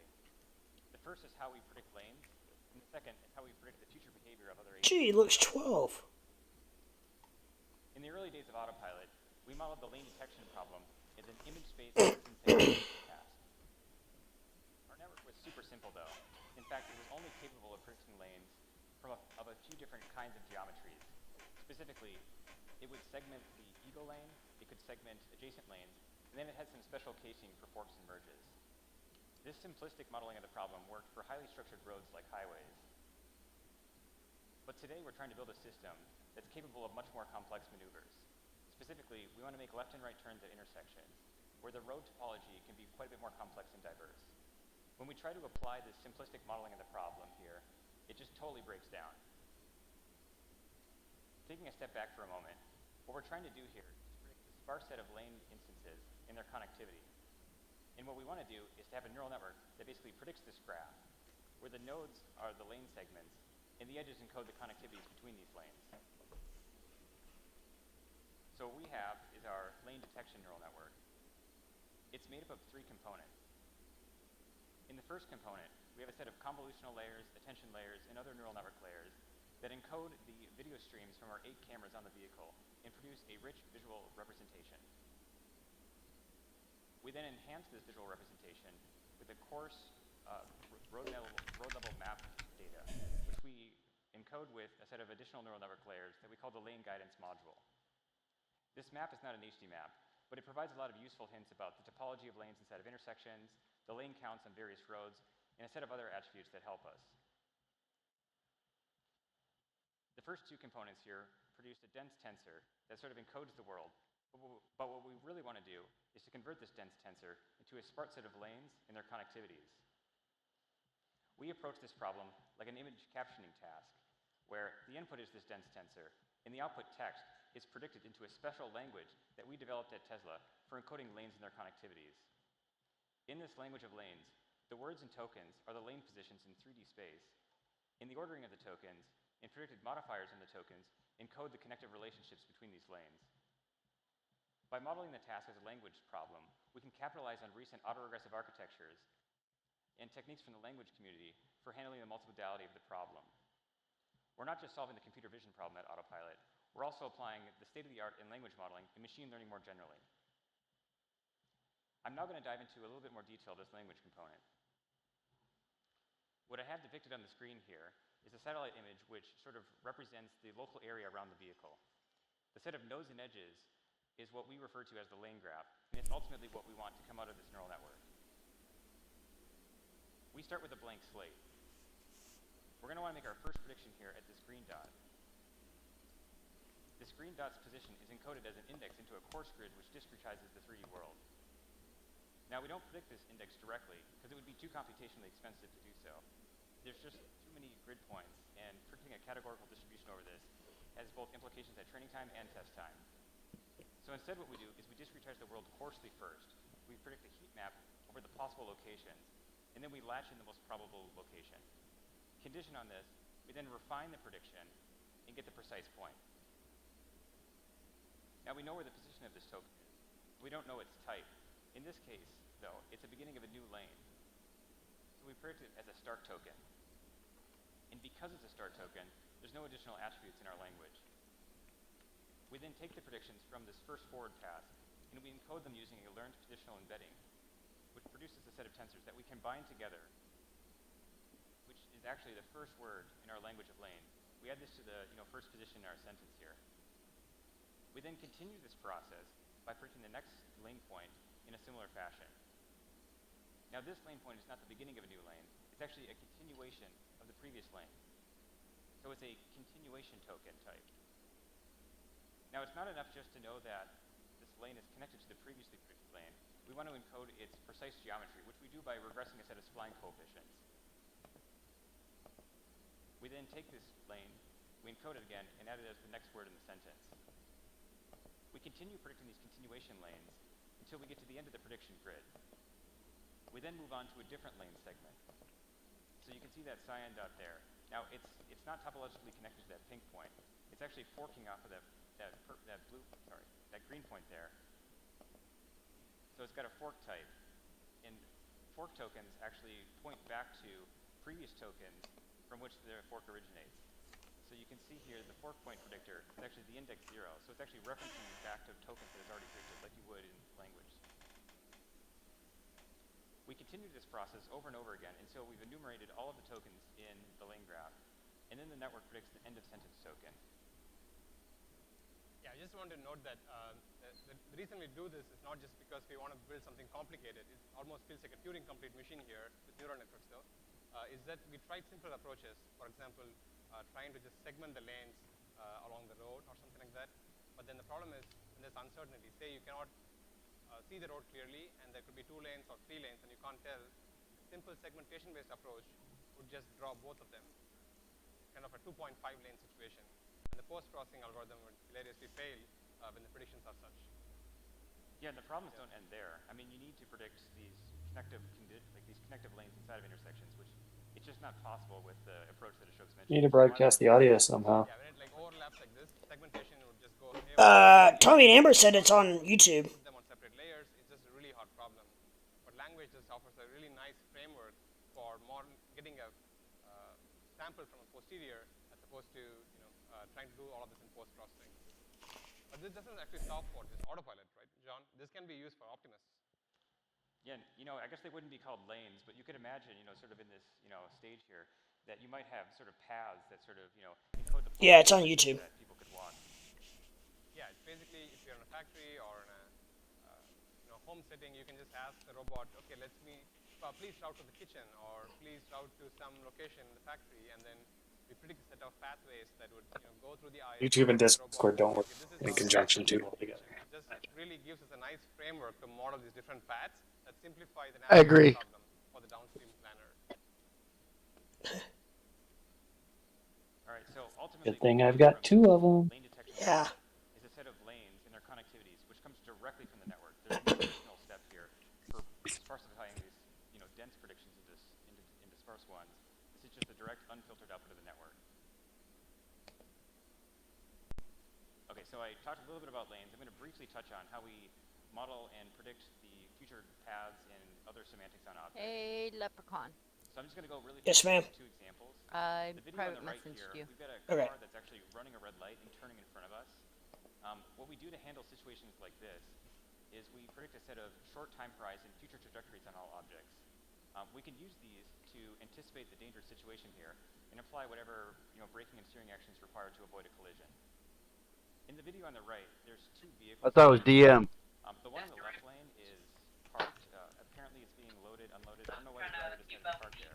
But the important thing is that our neural network predicted that it was He knew what I meant. which is the red color there. The vehicle in the other lane, as you notice, also is stationary. But that one's obviously just waiting for that red light to turn green. So even though both objects are stationary and have 0 velocity, it's the semantics that is really important here so that we don't get stuck behind that awkwardly parked car. Predicting all of these agent attributes presents some practical problems when trying to build a real-time system. We need to maximize the frame rate of our object detection stack. so that autopilot can quickly react to the changing environment. Every millisecond really matters here. To minimize the inference latency, our neural network is split into two phases. In the first phase, we identify the locations in 3D space where agents exist. In the second stage, we then pull out tensors at those 3D locations, append it with additional data that's on the vehicle, and then we do the rest of the processing. This sparsification step allows the neural network to focus compute on the areas that matter most, which gives us superior performance for a fraction of the latency cost. So, putting it all together, the autopilot vision stack predicts more than just the geometry and kinematics of the world. It also predicts a rich set of semantics, which enables safe and human-like driving. I'm now going to hand things off to Sri, who will tell us how we run all these cool neural networks on our FSD computer. Thank you.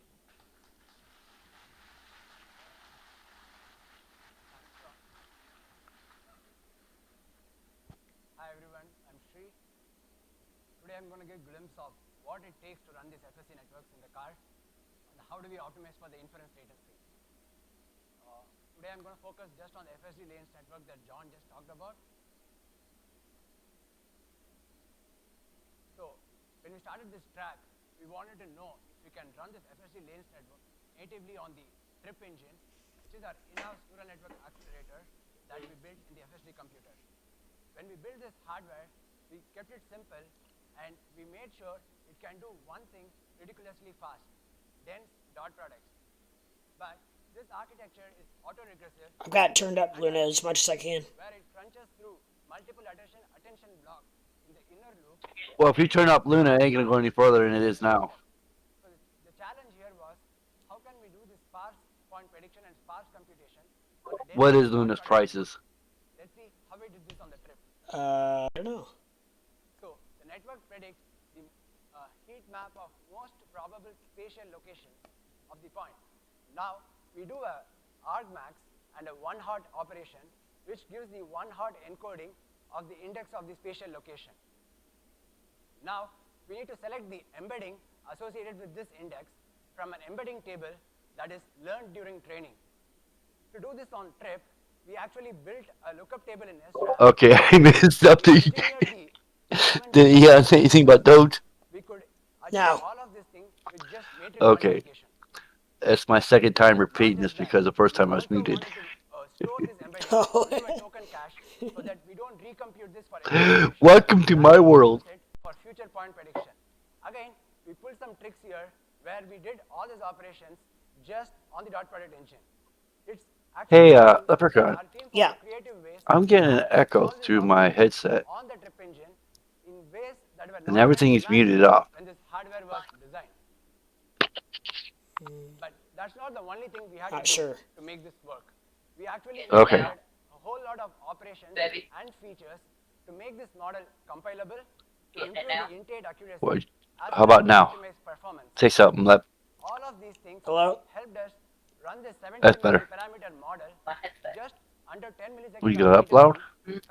Damn, her headset's up loud, so loud it's giving an echo. Yeah, I got everything turned up as loud as I can. So many other architectures, Well, modules, hang on for a minute. we need to run in the car. To give a sense of scale, there are about a billion parameters of all the networks combined, producing around 1,000 neural network signals. So we need to make sure we optimize them jointly and such that we maximize Any better? computerization, throughput, and minimize Oh, yeah.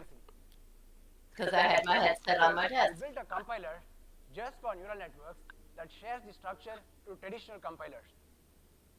As you can see, it takes the massive graph of neural nets with 150K nodes and 375K connection, takes this thing, partitions them into independent subgraphs, and compiles each of those subgraphs natively for the inference devices. Then we have a neural network linker which shares the structure to traditional linker where we perform this link time optimization. There we solve an offline optimization Besides problem watching the stream. with compute memory and memory bandwidth constraints XRP. so that it comes with an optimized schedule that gets executed in the car. On the runtime, we designed a hybrid scheduling system which I don't think he's on there. does heterogeneous scheduling on one SoC and distributed scheduling across Leprechaun, wake up. to run these I'm here. networks in a model parallel I didn't know you were talking to me. compute, you I was wondering. She asked you what you were in. Oh. of software, right I'm from not. I said the XRP. network architecture, I'm not in anything right now. all the way Oh, I thought you were to at XRP. low latency, No, high bandwidth I was. No, link across was the SoC. cashed out. And in fact, Profits. going even deeper, That was a couple days ago. understanding Yeah. and optimizing Yeah, that was a couple days ago. Holy shit. of the accelerator Yeah. in Well, the SoC. I know you were in There's a lot XRP of last night, weren't optimization you? at every level in order to make sure we get the highest frame rate and Because that's when we were all talking that it was pumping. and this is Yeah, I guess it was last night. the Okay. visualization Yeah, of you're the right. neural networks that are running in the car. I I lost was track of my making, days. Our digital brain. I was making sure I didn't lose track of my days. Yeah, no, I did. Convolution to name a few. I was in and out of a lot of stuff today. That's why I got confused. You're good. Can I have what you guys are smoking? data. So I really want some. how do we achieve I'm been dealing with a lot of stress. I need some. I got something for you, Thomas. Thank you, Sri. Hang on. Hi, everyone. I'm Yegan Zhang, and I'm leading geometric vision at Autopilot. So, yeah, let's talk about auto labeling. So we have several kinds of auto labeling frameworks to support various types of networks. But today, I'd like to focus on the awesome LanesNet here. So to successfully train and generalize this network to everywhere, we think we went tens of millions of trips from probably 1 million intersection or even more. So then how to do that? So it is certainly achievable to source sufficient amount of trips because we already have, as Tim explained earlier, we already have like 500,000 trips per day cache rate. However, converting all those data into a training form is a very challenging technical problem. To solve this challenge, we've tried various ways of manual and auto labeling. So from the first column to the second, from the second to the third, each advance provided us nearly 100x improvement in throughput. But still, we want an even better auto labeling machine that can provide us good quality, diversity, and scalability. To meet all these requirements, despite the huge amount of engineering effort required here, we've developed a new auto labeling machine powered by multi-trip reconstruction. So this can replace 5 million hours of manual labeling with just 12 hours of cluster for labeling 10,000 trips. So how we solved? There are 3 big steps. The first step is high precision trajectory and structure recovery by multi-camera, visual inertial odometry. So here, all the features, including ground surface, are inferred from videos by neural networks, then tracked and reconstructed in the vector space. So the typical drift rate of this trajectory in car is like 1.3 centimeter per meter and 0.45 milliradian per meter, which is pretty decent considering its compact compute requirement. Then the recovered surface and road details are also used as a strong guidance for the later manual verification step. This is also enabled in every FSD vehicle, so we get pre-processed trajectories and structures along with the trip data. The second step is multi-trip reconstruction, which is the big and core piece of this machine. So the video shows how the previously shown trip is reconstructed and aligned with other trips. Basically, other trips from different vehicle, not the same vehicle. So this is done by multiple internal steps like course alignment, pairwise matching, joint optimization, then further surface refinement. In the end, the human analyst comes in and finalizes the label. So each habit steps are already fully parallelized on the cluster. So the entire process usually takes just a couple of hours. The last step is actually auto-labeling the new trips. So here we use the same multi-trip alignment engine, but only between pre-built reconstruction and each new trip. So it's much, much simpler than fully reconstructing all the clips altogether. That's why it only takes 30 minutes per trip to auto-label instead of several hours of manual labeling. And this is also the key of scalability of this machine. This machine easily scales as long as we have available compute and trip data. So about 50 trips were newly auto-labeled from this scene, and some of them are shown here. So 53 from different vehicles. So this is how we capture and transform the space-time slices of the world into the network supervision. Yeah, one thing I'd like to note is that Jagan just talked about how we auto-label our lanes, but we have auto-labelers for almost every task that we do, including our planner. And many of these are fully automatic. There's no humans involved. For example, for objects, all the kinematics, the shapes, the futures, everything just comes from auto-labeling. And the same is true for occupancy too. And we have really just built a machine around this. Yeah, so if you can go back one slide. One more. It says parallelized on cluster. So that sounds pretty straightforward, but it really wasn't. Maybe it's fun to share how something like this comes about. So a while ago, we didn't have any auto-labeling at all. And then someone makes a script. It starts to work. It starts working better until we reach a volume that's pretty high, and we clearly need a solution. And so there were two other engineers in our team who were like, hey, that's an interesting thing. What we needed to do was build a whole graph of essentially Python functions that would need to run one after the other. First, you pull the clip, then you do some cleaning, then you do some network inference, then another network inference, until you finally get this.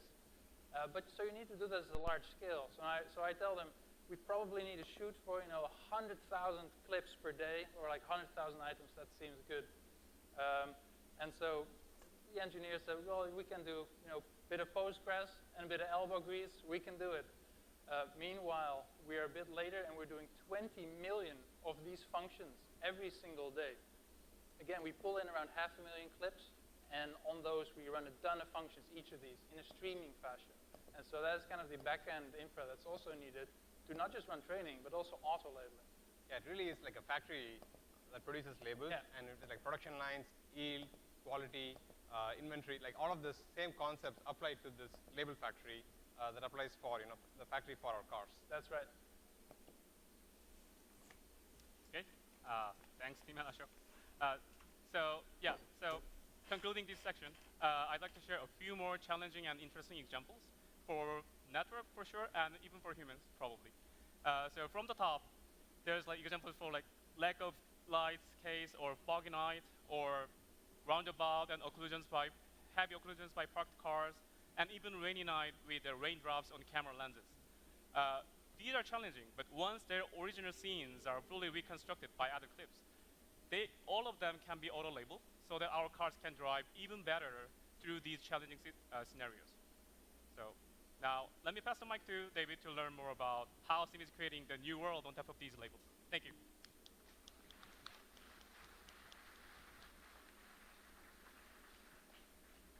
Thank you, Jagan. My name is David, and I'm going to talk about simulation. So simulation plays a critical role in providing data that is difficult to source and or hard to label. However, 3D scenes are notoriously slow to produce. Take, for example, the simulated scene playing behind me. A complex intersection from Market Street in San Francisco. It would take 2 weeks for artists to complete. And for us, that is painfully slow. However, I'm going to talk about using Jagan's automated ground truth labels along with some brand new tooling that allows us to procedurally generate this scene and many like it in just 5 minutes. That's an amazing 1,000 times faster than before. So let's dive in to how a scene like this is created. We start by piping the automated ground truth labels into our simulated world creator tooling inside the software Houdini. Starting with road boundary labels, we can generate a solid road mesh and retopologize it with the lane graph labels. This helps inform important road details like crossroad slope and detailed material blending. Next, we can use the line data and sweep geometry across its surface and project it to the road, creating lane paint decals. Next, using median edges, we can spawn island geometry and populate it with randomized foliage. This drastically changes the visibility of the scene. Now, the outside world can be generated through a series of randomized heuristics. Modular building generators, create visual obstructions, while randomly placed objects like hydrants can change the color of the curbs, while trees can drop leaves below it, obscuring lines or edges. Next, we can bring in map data to inform positions of things like traffic lights or stop signs. We can trace along its normal to collect important information like number of lanes and even get accurate street names on the signs themselves. Next, using lane graph, we can determine lane connectivity and spawn directional road markings on the road and their accompanying road signs. And finally, with lane graph itself, we can determine lane adjacency and other useful metrics to spawn randomized traffic permutations inside our simulator. And again, this is all automatic, no artists in the loop, and happens within minutes. And now this sets us up to do some pretty cool things. Since everything is based on data and heuristics, we can start to fuzz parameters to create visual variations of the single ground truth. It can be as subtle as object placement and random material swapping to more drastic changes like entirely new biomes or locations of environment, like urban, suburban, or rural. This allows us to create infinite targeted permutations for specific ground truths that we need more ground truth for. And all this happens within a click of a button. And we can even take this one step further by altering our ground truth itself. Say John wants his network to pay more attention to the directional road markings to better detect an upcoming captive left turn lane. We can start to procedurally alter our lane graph inside the simulator to help create entirely new flows through this intersection to help focus the network's attention to the road markings to create more accurate predictions. And this is a great example of how this tooling allows us to create new data that could never be collected from the real world. And the true power of this tool is in its architecture and how we can run all tasks in parallel to infinitely scale. So you saw the tile creator tool in action, converting the ground truth labels into their counterparts. Next, we can use our tile extractor tool to divide this data into geohash tiles about 150 meters square in size. We then save out that data into separate geometry and instance files. This gives us a clean source of data that's easy to load and allows us to be rendering engine agnostic for the future. Then, using a tile loader tool, we can summon any number of those cache tiles using a geohash ID. Currently, we're doing about these 5x5 tiles or 3x3, usually centered around fleet hotspots or interesting lane graph locations. And the tile loader also converts these tile sets into U assets for consumption by the Unreal Engine and gives you a finished product from what you saw in the first slide. And this really sets us up for size and scale. And as you can see on the map behind us, we can easily generate most of San Francisco city streets. And this didn't take years or even months of work, but rather 2 weeks by one person. And we can continue to manage and grow all this data using our PDG network inside of the tooling. This allows us to throw compute at it and regenerate all these tile sets overnight. This ensures all environments are of consistent quality and features, which is super important for training since new ontologies and signals are constantly released. And now, to come full circle, because we generated all these tile sets from ground truth data, they contain all the weird intricacies from the real world, and we can combine that with the procedural, visual, and traffic variety to create limitless targeted data for the network to learn from. And that concludes the sim section. I'll pass it to Kate to talk about how we can use all this data to improve autopilot. Thank you.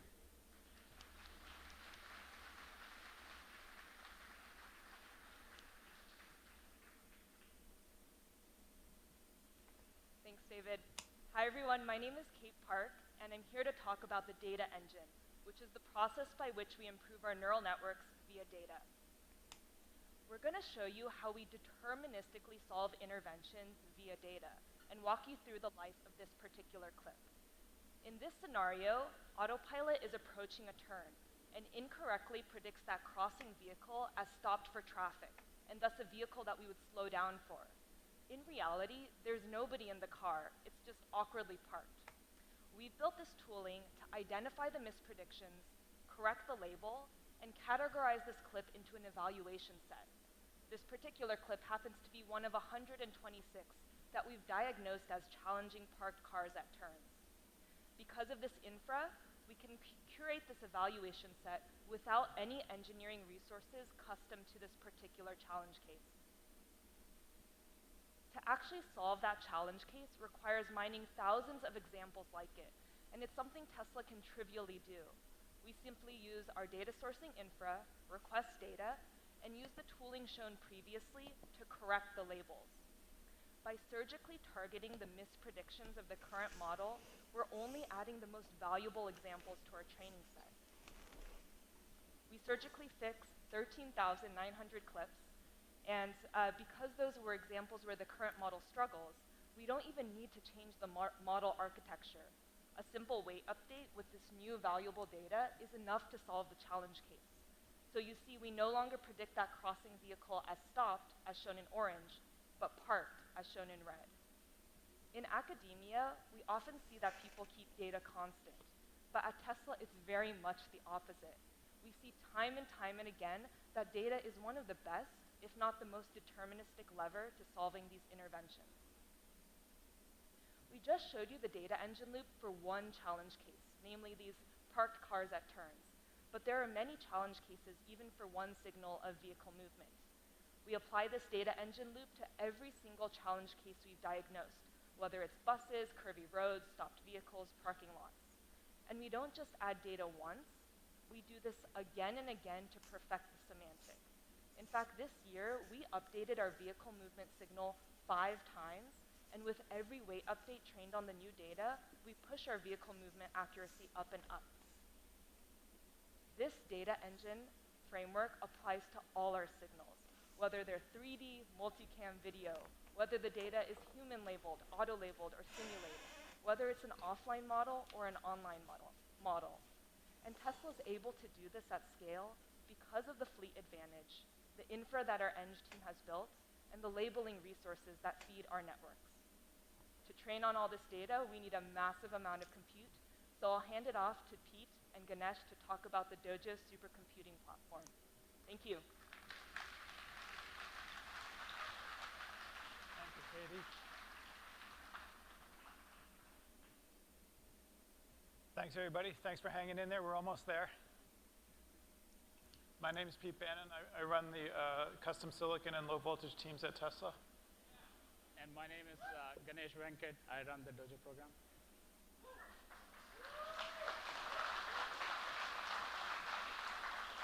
Thank you. I'm frequently asked, why is a car company building a supercomputer for training? Are you still there? And this question Yep. fundamentally I don't hear you. Yep, I'm here. Just watching. It's still going on? Yeah. Yep. All across the company, people are working hard in science and engineering. Yeah, look like Doge's. Fundamental understanding and I don't know. methods that we have available to build cars, energy solutions, robots, and anything else that we can do to improve the human condition around the world. I gotta chart this. It's a super exciting thing to be a part of, and it's a privilege to run a very small piece of it. I gotta chart this. Group. Tonight we're going to talk a little bit about Dojo and give you an update on what we've been able to do over the last year. But before we do that, I wanted to give a little bit of background on the initial design that we started a few years ago. When we got started, the goal was to provide a substantial improvement to the training latency for our autopilot team. Some of the largest neural networks they train today run for over a month, which inhibits their ability to rapidly explore alternatives and evaluate them. So, you know, a 30x speed up would be really nice if we could provide it at a cost competitive and energy competitive way. To do that, we wanted to build a chip with a lot of arithmetic units that we could utilize at a very high efficiency. And we spent a lot of time studying whether we could do that using DRAM, various packaging ideas, all of which failed. And in the end, even though it felt like an unnatural act, we decided to reject DRAM as the primary storage medium for this system, and instead focus on SRAM embedded in the chip. SRAM provides, unfortunately, a modest amount of capacity, but extremely high bandwidth and very low latency, and that enables us to achieve high utilization with the arithmetic units. Those choices, that particular choice led to a whole bunch of other choices.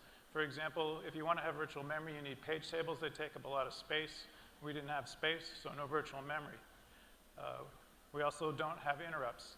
The accelerator is a bare bones, raw piece of hardware that's presented to a compiler, and the compiler is responsible for scheduling everything that happens in a deterministic way.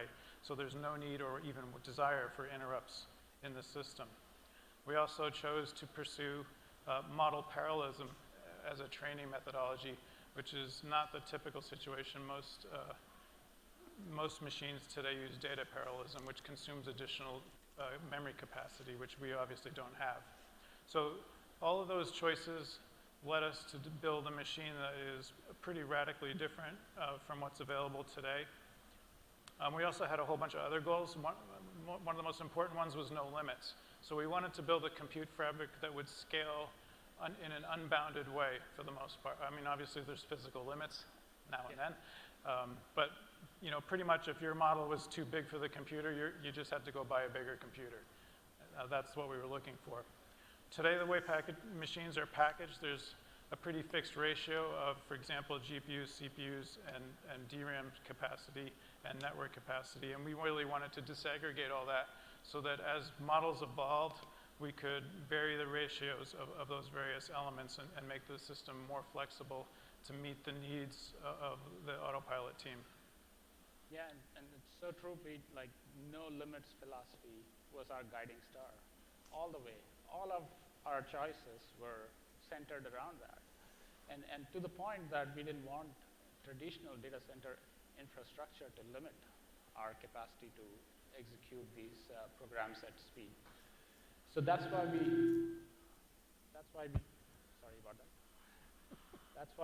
integrated vertically our data center, the entire data center. By doing a vertical integration of the data center, we could extract new levels of efficiency. We could optimize power delivery, cooling, and as well as system management across the whole data center stack rather than doing box by box and integrating those boxes into data centers. And to do this, we also wanted to integrate early to figure out limits of scale for our software workloads. So we integrated Dojo environment into our autopilot software very early, and we learned a lot of lessons. And today, Bill Chang will go over our hardware update as well as some of the challenges that we faced along the way. And Rajiv Kurian will give you a glimpse of our compiler technology as well as go over some of our cool results.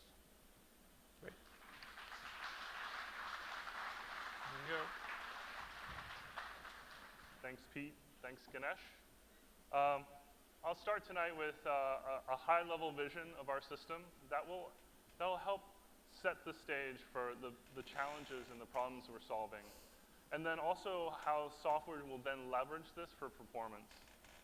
Now, our vision for Dojo is to build a single unified accelerator, a very large one. Software would see a seamless compute plane with globally addressable, very fast memory, and all connected together with uniform high bandwidth and low latency. Now, to realize this, we need to use density to achieve performance. Now, we leverage technology to get this density in order to break levels of hierarchy all the way from the chip to the scale-out systems. Now, silicon technology has done this for decades. Chips have followed Moore's law for density and integration to get performance scaling. Now, a key step in realizing that vision was our training tile. Not only can we integrate 25 dies at extremely high bandwidth, but we can scale that to any number of additional tiles by just connecting them together. Now, last year, we showcased our first functional training tile. And at that time, we already had workloads running on it. And since then, the team here has been working hard and diligently to deploy this at scale. Now, we've made amazing progress and had a lot of milestones along the way. And of course, we've had a lot of unexpected challenges. But this is where our fail fast philosophy has allowed us to push our boundaries. Now, pushing density for performance presents all new challenges. One area is power delivery. Here, we need to deliver the power to our compute die, and this directly impacts our top-line compute performance. But we need to do this at unprecedented density. We need to be able to match our die pitch with a power density of almost 1 amp per millimeter squared. Hey, you get up there. And because of the extreme integration, Hey, this Leprechaun. needs to be Yeah. a multi-tiered vertical power. Move around a minute. My stream And because froze of on the YouTube. complex heterogeneous material stack, Wave or something. we have to carefully manage the material transition, especially. I'm trying to see if it's me or if it's your stream. It's going on my Now, why or does the mine. coefficient of thermal There we go. expansion There we go. matter? It was me. It finally unfroze. Okay.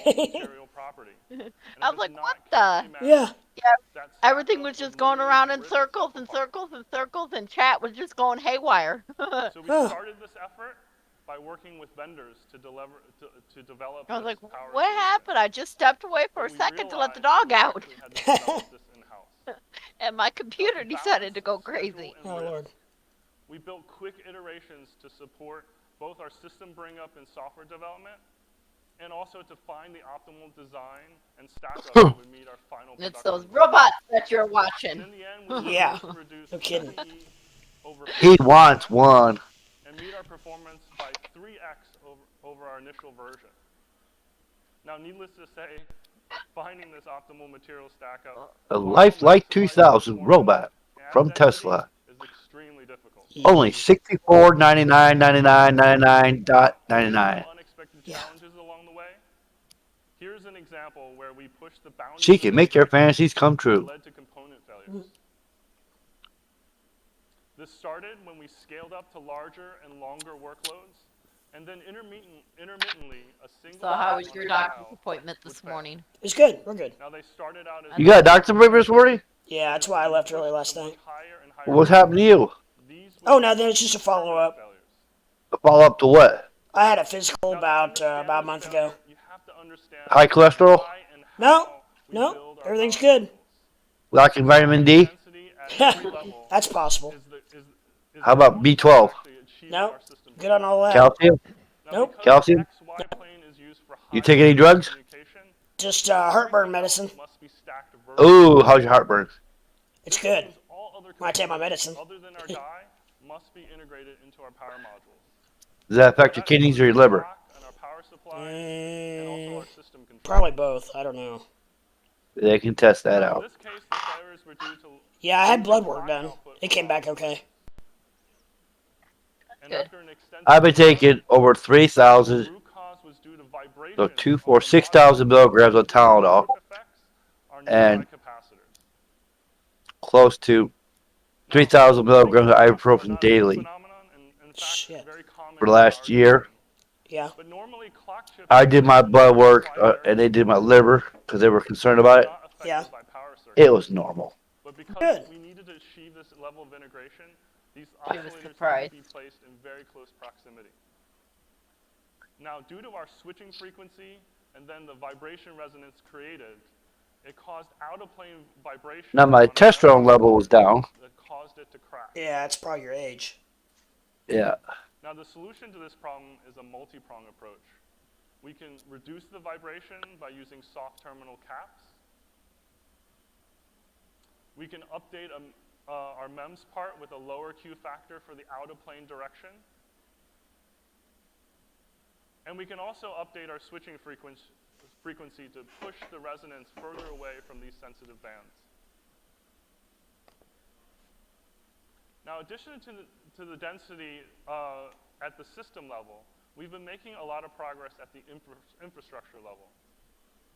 We knew that we had to re-examine every aspect of the data center infrastructure in order to support our unprecedented power and tokens cooling in density. the lane graph. And then the network. We brought in a fully custom designed Night CDU tonight. to Not too support many people Doge's on. dense cooling requirements. And the amazing part is we're able to do No, this at it's a fraction of the cost Friday of night buying and off-the-shelf this is going on. That's true. Oh, it's Friday night, day before first. A lot of people got paid early. cooling to match an entire and they're at the bar trying to get laid. Standard Yep. Pretty much. Carefully design our cabinet and infrastructure together. You know what they say? Everybody looks good after a 12-pack. Iterations of this cabinet to optimize this. And earlier this year, we started load testing our power and cooling infrastructure. And we were able to push it over 2 megawatts before we tripped our substation and got a call from the city. You know, they said, you know the Andy Griffin show? Yep. You know, everybody in that show was single, except for one guy. We'll walk through the remaining parts of our system that are And guess who that was? Andy. No. Now the system tray is a I don't know. Otis. of a single Uh-huh. It enables And you know the funny part about Otis? Yeah. connect tiles together. He was the only drunk Yeah. Andy was in the whole town. We can connect these tiles at very tight spacing across the entire accelerator, and this is how we achieve our uniform communication. This is a laminated bus bar that allows us to integrate very high power. That's the secret of a relationship. One guy stay drunk all the time. Yeah, right. It's 75 millimeters in height and supports 6 tiles at Has to be quiet one, 5 though. kilograms. This is the equivalent of 3 to 4 fully You loaded said everybody was high-performance single. racks. In the Andy Griffin show.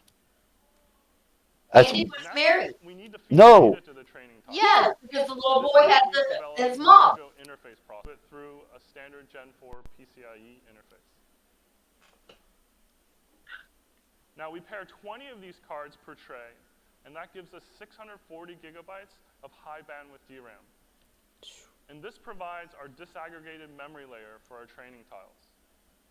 These cards are our high bandwidth ingest path, both through PCIe and Ethernet.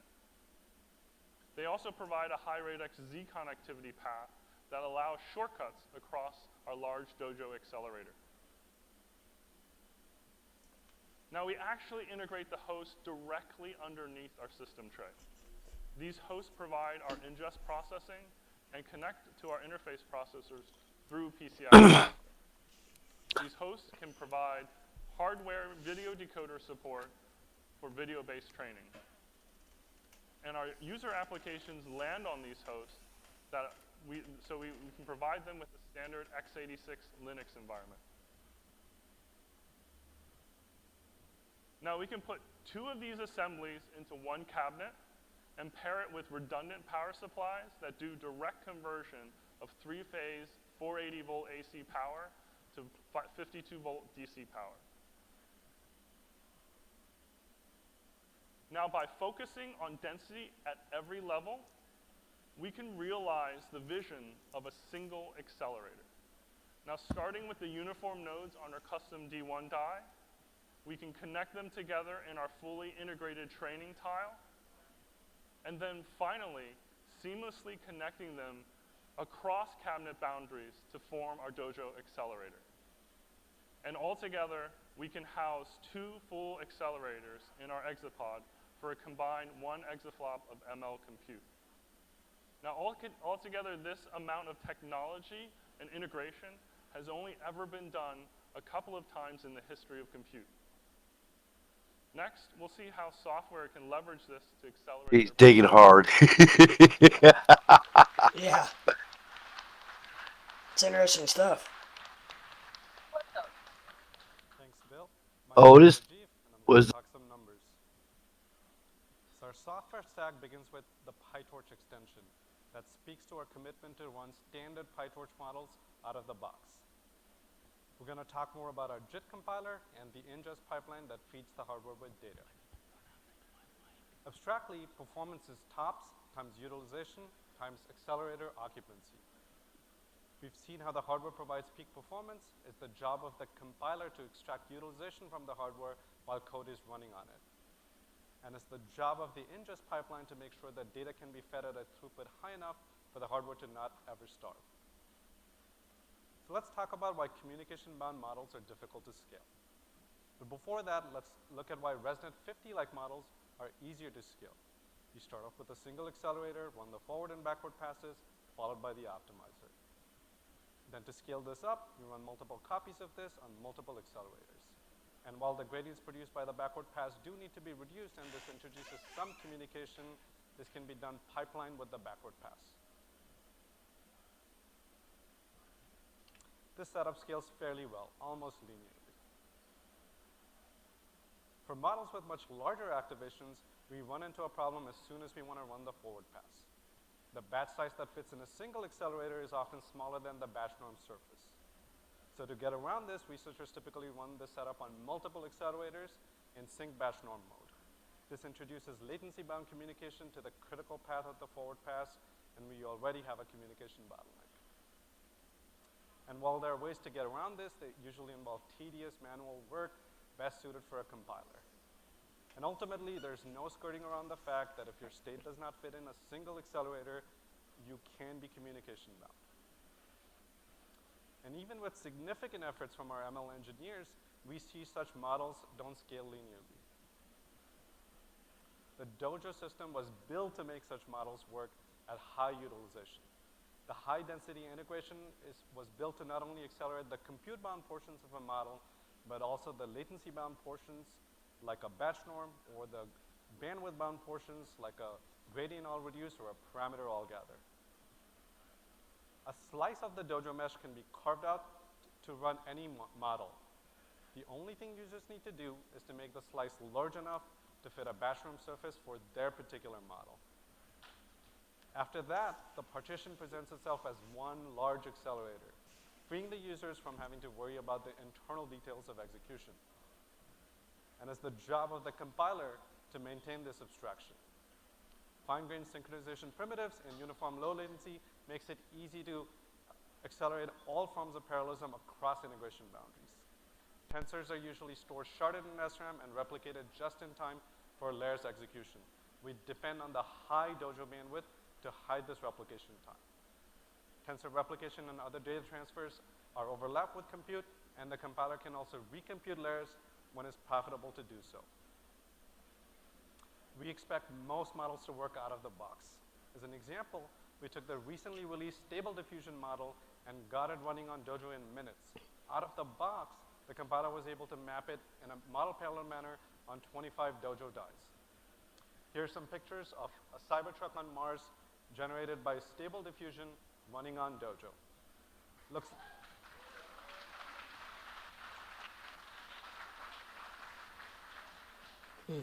Looks like it still has some ways to go before matching the Tesla Design Studio team. So we've talked about how communication bottlenecks can hamper scalability.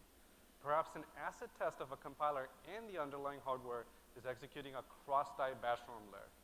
Like mentioned before, this can be a serial bottleneck. The communication phase of a batch norm begins with nodes computing their local mean and standard deviations, then coordinating to reduce these values, then broadcasting these values back, and then they resume their work in parallel. So what would an ideal batch norm look like on 25 Dojo dies? Let's say the previous layer's activations are already split across dies. We would expect the 350 nodes on each die to coordinate and produce die local mean and standard deviation values. Ideally, these would get further reduced with the final value ending somewhere towards the middle of the tile. We would then hope to see a broadcast of this value radiating from the center.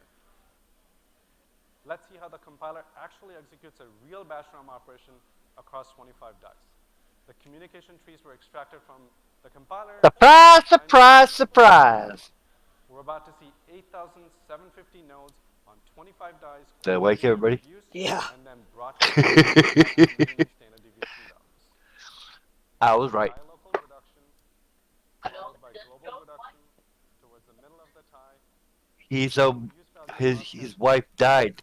No, that was showing Andy. Accelerated by the hardware's broadcast facility. Yeah. Yeah, we're gonna argue some more. 5 microseconds on 25 Dojo dies. The same operation takes 150 microseconds on 24 GPUs. This is an orders of magnitude improvement over GPUs. And while we talked about an all-reduce operation in the context of a batch norm, it's important to reiterate that the same advantages apply to all other communication primitives. And these primitives are essential for large-scale training. So how about full model performance? I screwed this up. So while we think that What's that? resonant is not a good representation Did I say of Andy real-world or Otis? Tesla workloads, You said we Otis? need a benchmark. So let's start there. Otis' wife died. We are already able to match the A100 die for die. However, perhaps a hint of Andy's wife died. Noah's still only married, that right? we're able to hit this number with just a batch of 8 Uh-oh, he I can't don't. see him. I don't It know. was really built to tackle larger, complex models. Okay. So Yeah, when we Otis set still out to only tackle married. real-world workloads, we looked at the usage patterns of our current GPU cluster. And 2 models stood out. The auto-labeling networks, a class of offline models that are used to generate ground truth, and the occupancy networks that you heard about. The auto-labeling networks are large models that have high arithmetic intensity, while the occupancy networks can be ingest bound. We chose these models because together they account for a large chunk of our current GPU cluster usage, and they would challenge the system in different ways. So how did we do on these 2 networks? The results we're about to see were measured on multi-die systems for both the GPU and Dojo, but normalized to per die numbers. On our auto-labeling network, we're already able to surpass the performance of an A100 with our current hardware running on our older generation VRMs.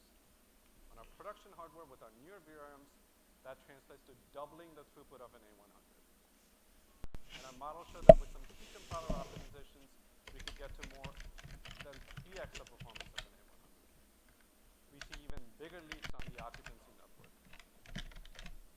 Almost 3x with our production hardware with room for more.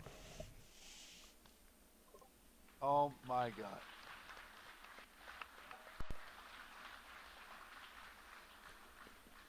So what does that mean for Tesla? With the current level of She's compiler gonna argue me. It's there in front of her, black and white. 1, 2, 3, What a 4, block. 5, and 6 I GPU love her. boxes with just a single Dojo tile.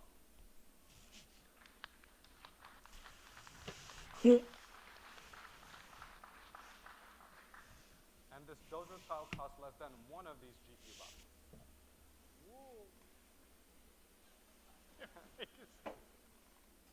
What it really means is that networks that took more than a month to train now take less than a week. Alas, when we measured things, it did not turn out so well. At the PyTorch level, we did not see our expected performance out of the gate. And this timeline chart shows our problem. The teeny tiny little green bars, that's the compile code running on the accelerator. The row is mostly white space where the hardware is just waiting for data. With our dense ML compute, Dojo hosts effectively have 10x more ML compute than the GPU hosts. The data loaders running on this one host simply couldn't keep up with all that ML hardware. So to solve our data loader scalability issues, we knew we had to get over the limit of this single host. The Tesla Transport Protocol moves data seamlessly across hosts, tiles, and ingest processors. So we extended the Tesla Transport Protocol to work over Ethernet. We then built the Dojo Network Interface card, the DNIC, to leverage TTP over Ethernet. This allows any host with a DNIC card to be able to DMA to and from other TTP endpoints. So we started with the Dojo mesh, then we added a tier of data loading hosts equipped with the DNIC card. We connected these hosts to the mesh via an Ethernet switch. Now every host in this data loading tier is capable of reaching all TTP endpoints in the Dojo mesh via hardware accelerated DMA. After these optimizations went in, our occupancy went from 4% to 97%. The data loading sections have reduced.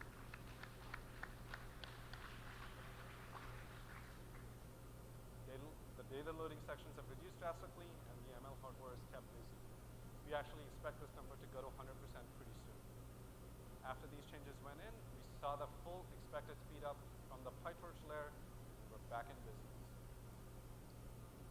So we started with hardware design that breaks through traditional integration boundaries in service of our vision of a single giant accelerator.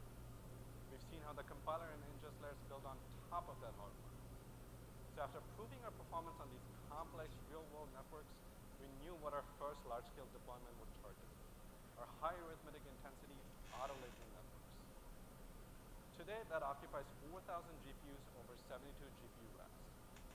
With our dense compute and our high performance, we expect to provide the same throughput with just 4 Dojo cabinets.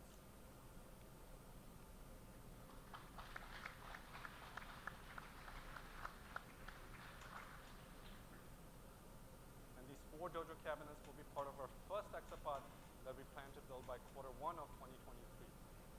This will more than double Tesla's auto-labeling capacity.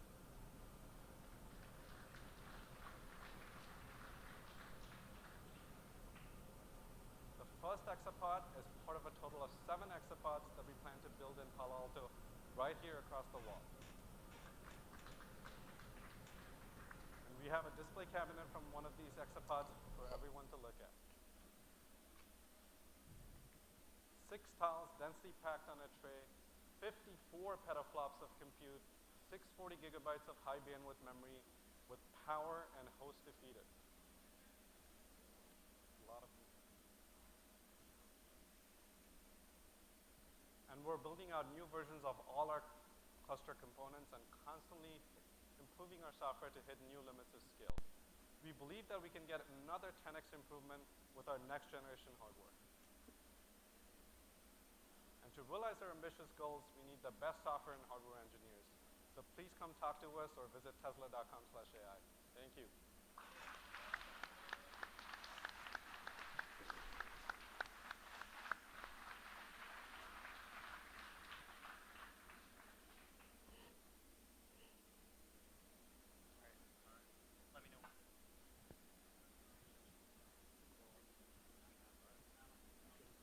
All right, so hopefully that was enough detail. And now we can move to questions. Guys, like I think the team come out on stage, and but we really wanted to show the depth and breadth of Tesla in artificial intelligence, compute hardware, robotics actuators, and try to really shift the perception of the company away from, a lot of people think we're like just a car company or we make cool cars, whatever, but they don't have, most people have no idea that Tesla is arguably the leader in real world AI hardware and software, and that we're building what is arguably the most radical computer architecture since the Cray 1 supercomputer. And I think if you're interested in developing some of the most advanced technology in the world that's going to really affect the world in a positive way, Tesla's the place to be. So yeah, let's fire away with some questions. I think there's a mic at the front and a mic at the back.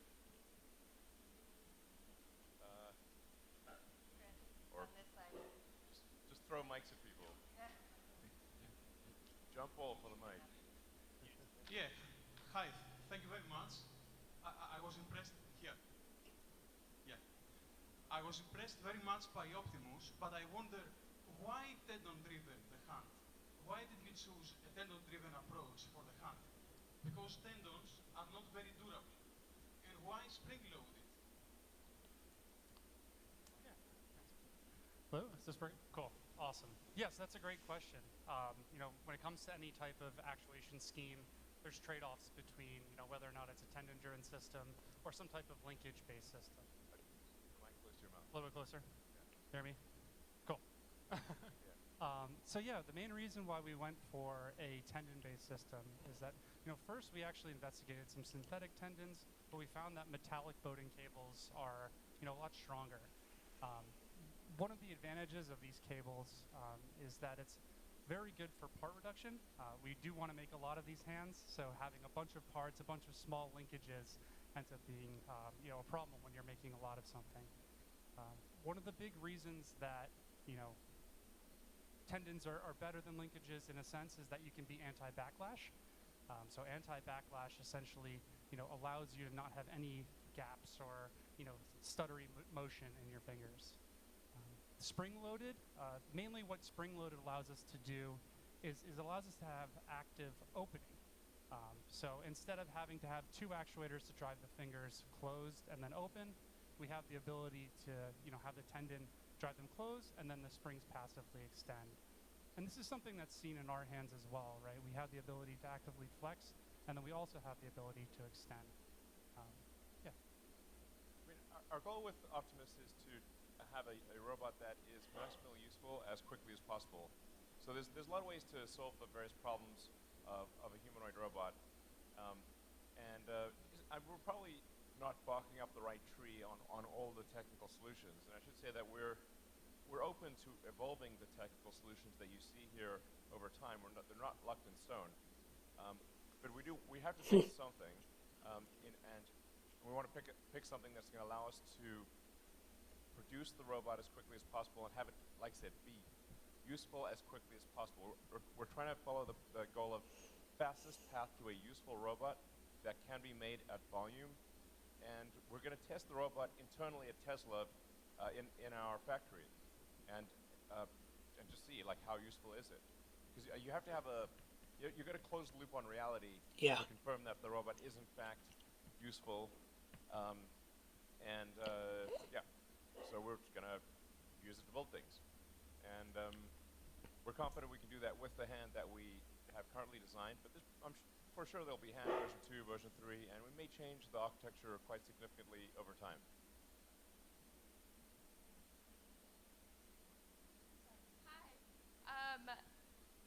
The Optimus robot is really impressive. You did a great job. Bipedal robots are really difficult. But what I noticed might be missing from your plan is to acknowledge the utility of the human spirit, and I'm wondering if Optimus will ever get a personality and be able to laugh at our jokes while it folds our clothes.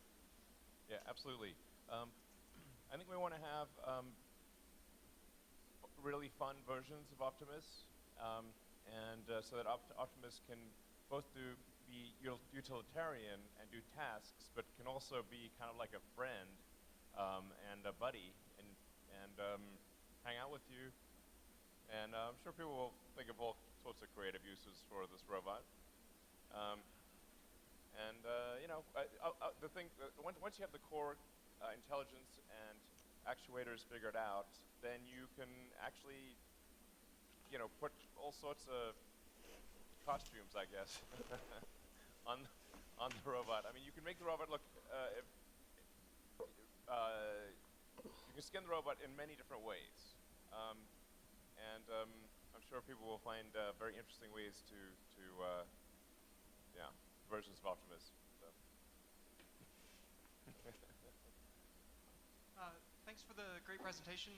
I wanted to know if there was an equivalent to interventions in Optimus. It seems like labeling through moments where humans disagree with what's going on is important, and in a humanoid robot, that might be also a desirable source of information.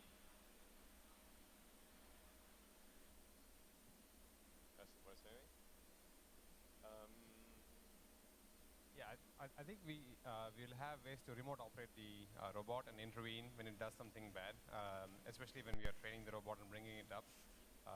And hopefully we design it in a way that we can stop the robot from, if it's going to hit something, we can just like hold it and then it'll stop. It won't crush your hand or something, and those are all intervention data.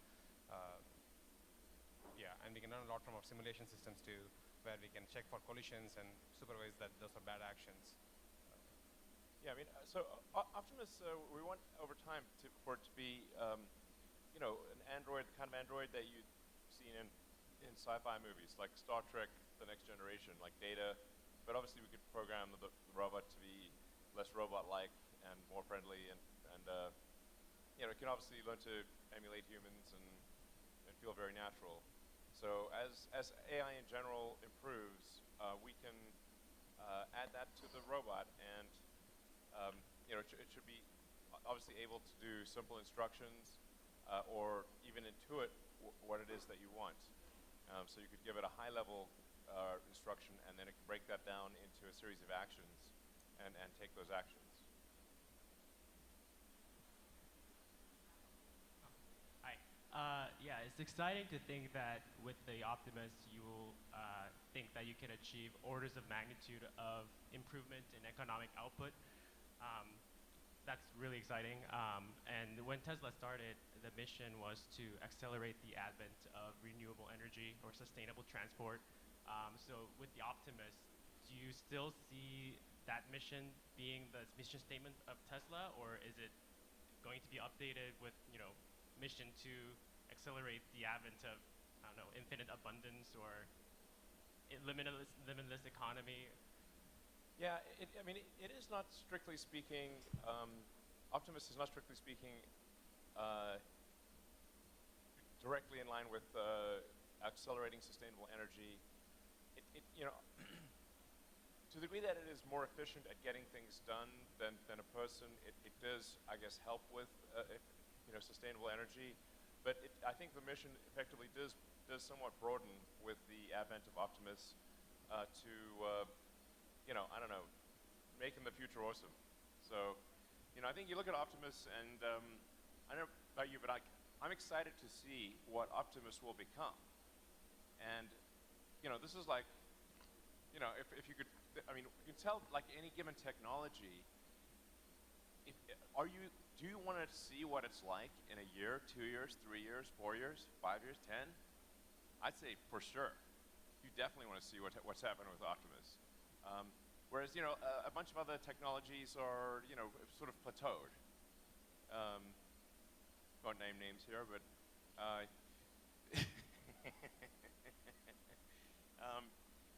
so I think Optimus is going to be incredible in like 5 years, 10 years, like mind-blowing. And I'm really interested to see that happen, and I hope you are too. I have a quick question here. I'm Justin, and I was wondering, like, are you planning to extend like conversational capabilities for the robot? And my second follow-up question to that is, what's like the end goal? What's the end goal with Optimus? Yeah, Optimus would definitely have conversational capabilities. You'd be able to talk to it and have a conversation, and it would feel quite natural. So, from an end goal standpoint, I don't know. I think it's going to keep evolving. I'm awake. And I'm not sure where it ends up, but someplace interesting for sure. We always have to be careful about don't go down the Terminator path. That's I thought maybe we should start off with a video of like the Terminator starting off with this, skull crushing, but that might be. Are going to be able to shoot guns and kill people. Yeah, no kidding. We do want Optimus to be safe, so we are designing in safeguards where you can locally stop the robot, and with like basically a localized control ROM that you can't update over the internet, which I think that's quite important, essential, frankly. Like a localized stop button, remote control, something like that cannot be changed. But I mean, it's definitely going to be interesting. It won't be boring.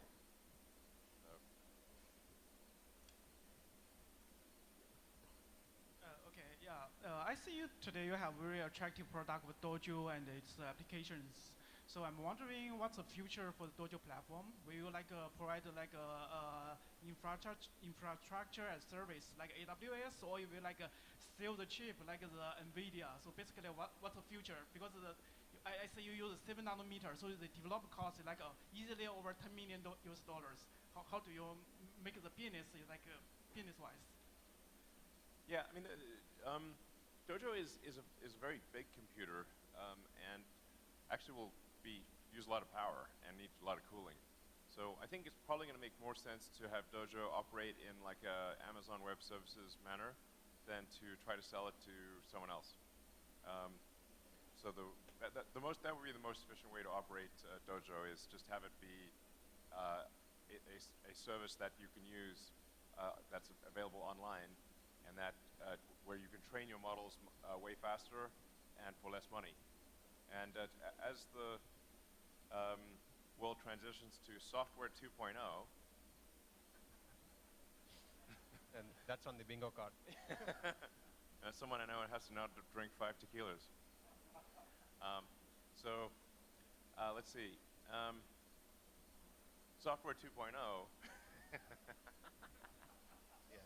will use a lot of neural net training. So, it kind of makes sense that over time, as there's more neural net stuff, people will want to use the fastest, lowest cost neural net training system. So I think there's a lot of opportunity in that direction.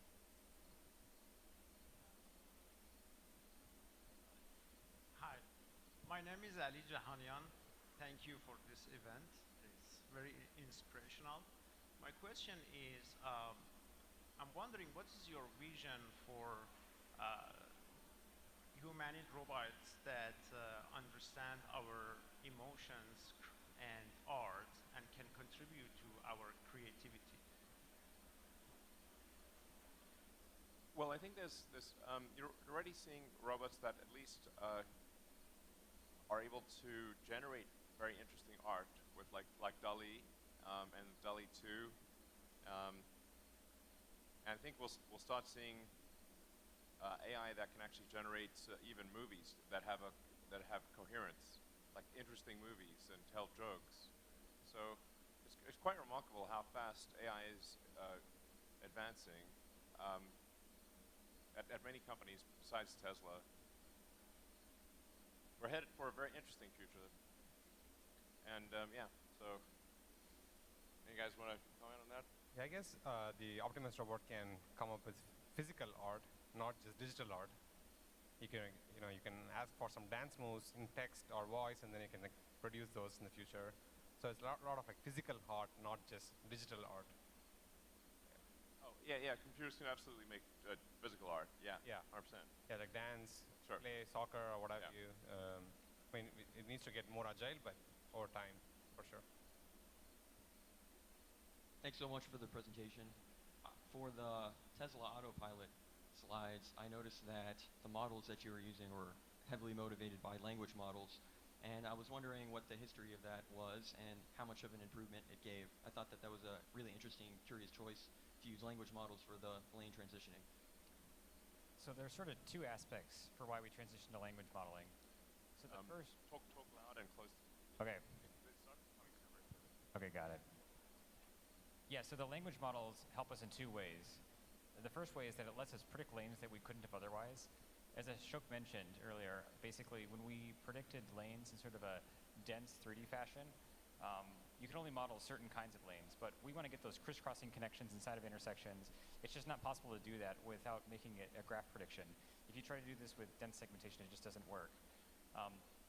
Also, the lane prediction is a multimodal problem. Sometimes you just don't have sufficient visual information to know precisely how things look on the other side of the intersection, so you need a method that can generalize and produce coherent predictions. You don't want to be predicting 2 lanes and 3 lanes at the same time. You want to commit to one, and a generative model like these language models provides that. Hi. My name is Giovanni. Yeah, thanks for the presentation. It's really nice. I have a question for FSD team. So for the neural networks, how do you test, how do you do unit tests, software unit tests on that? Like, do you have like a bunch, or I don't know, maybe thousands or cases where the neural network, that after you train it, you have to pass it before you release it as a product, right? What's your software unit testing strategies for this? Yeah, glad you asked. There's like a series of tests that we have defined, starting from unit tests for the software itself, but then for the neural network models, we have VIP sets defined where you can define. If you just have a large test set, that's not enough. What we find, we need like sophisticated VIP sets for different failure modes, and then we curate them and grow them over the time of the product. So over the years, we have like hundreds of thousands of examples where we have been failing in the past that we have curated. And so for any new model, we test against the entire history of these failures and then keep adding to this test set. On top of this, we have shadow modes where we ship these models in silent to the car, and we get data back on where they are failing or succeeding. And there's an extensive QA program. It's very hard to ship a regression. There's like 9 levels of filters before it hits customers, but then we have really good infra to make this all efficient. And I'm one of the QA testers, so I QA the car. Yeah, like QA tester. Yeah, so So I'm constantly in the car just queuing like whatever the latest alpha build is that doesn't totally crash. Finds a lot of bugs.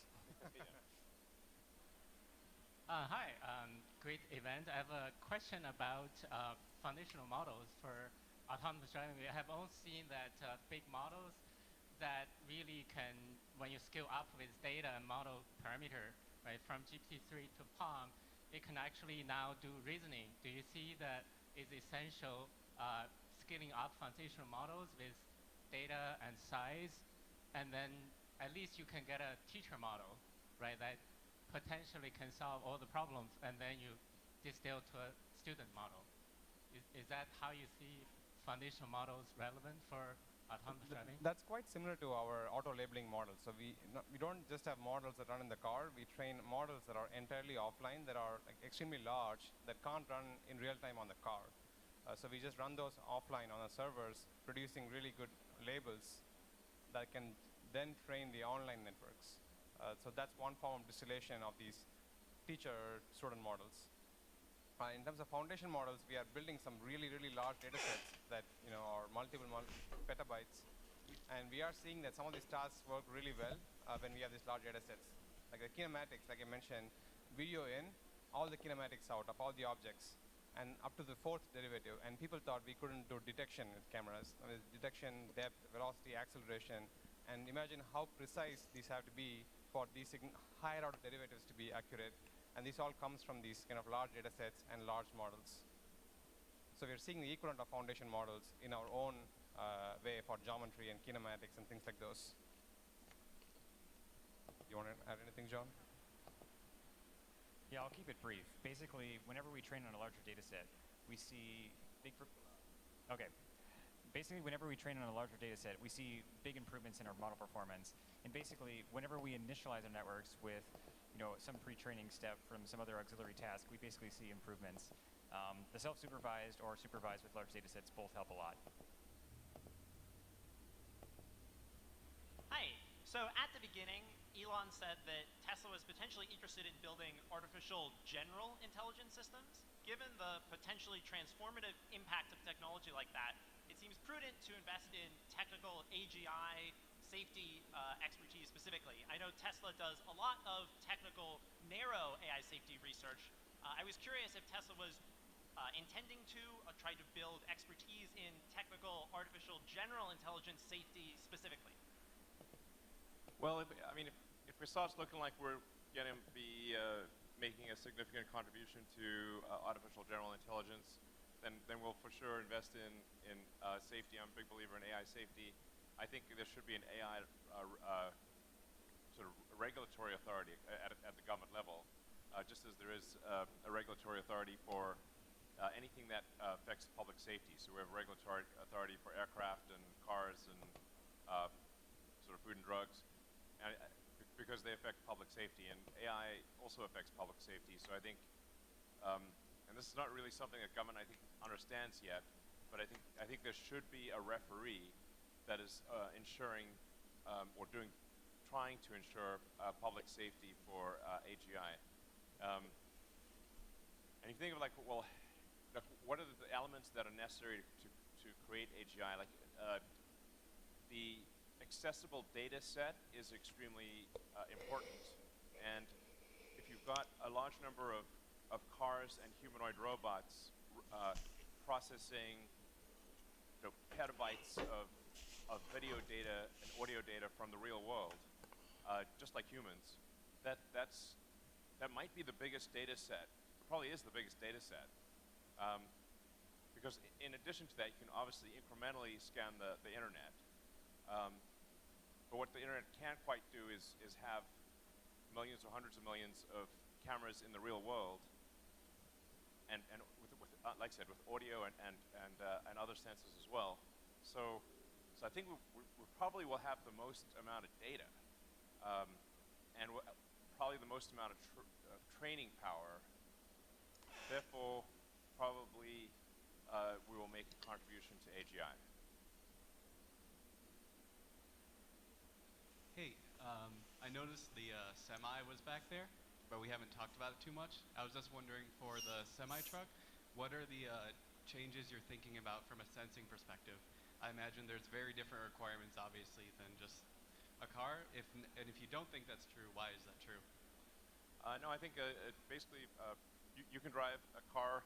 I mean, think about like what drives any vehicle. It's a biological neural net with eyes, with cameras, essentially. So if and really, what is your primary sensors are two cameras on a slow gimbal, a very slow gimbal. That's your head. So if you know, if a biological neural net with two cameras on a slow gimbal can drive a semi-truck, then if you've got like 8 cameras with continuous 360-degree vision operating at a higher frame rate and much higher reaction rate, then I think it is obvious that you should be able to drive a semi or any vehicle much better than a human. Hi, my name is Akshay. Thank you for the event. Assuming Optimus would be used for different use cases and would evolve at different pace for these use cases, would it be possible to sort of develop and deploy different software and hardware components independently and deploy them, in Optimus, so that the overall feature development is faster for Optimus?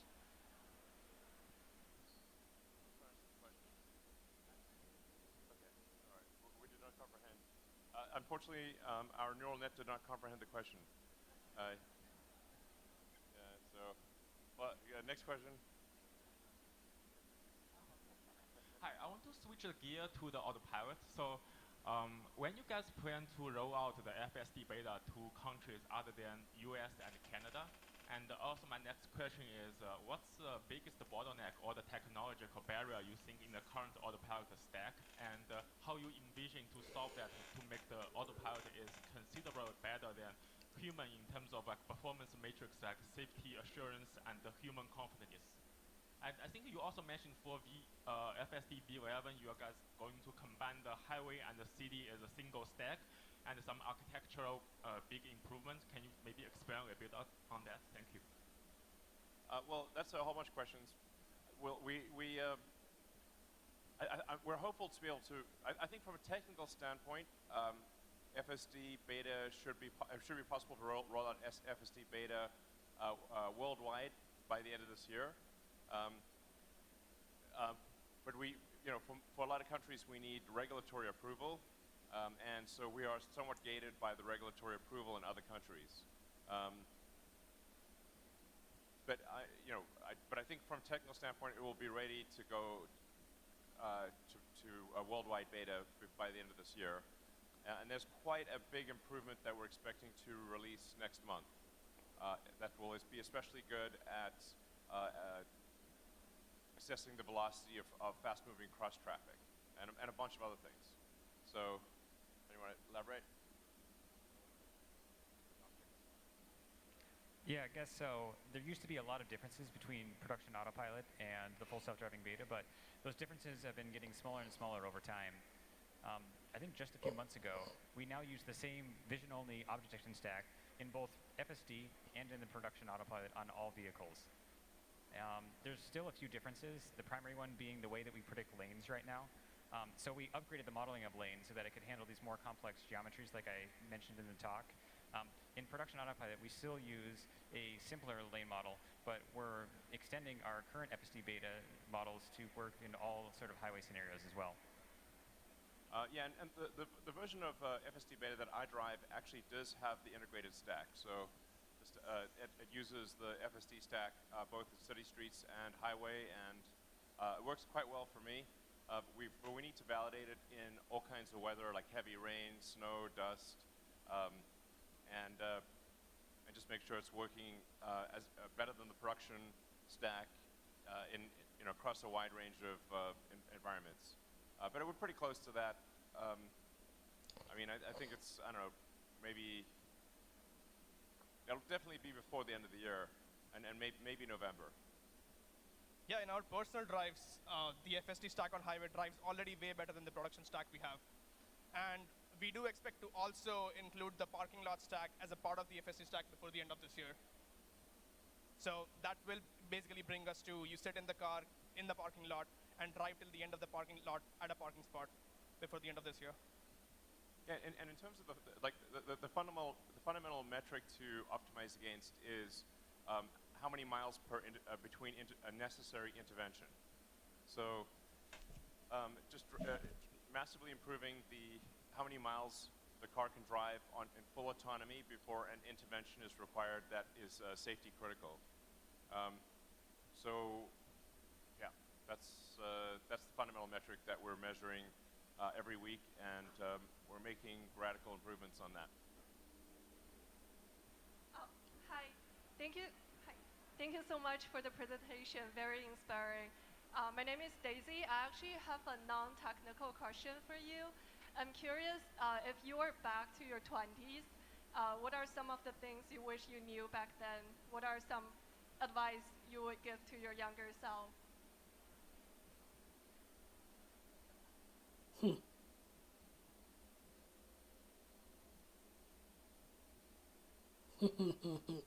Well, I'm trying to figure out something useful to say.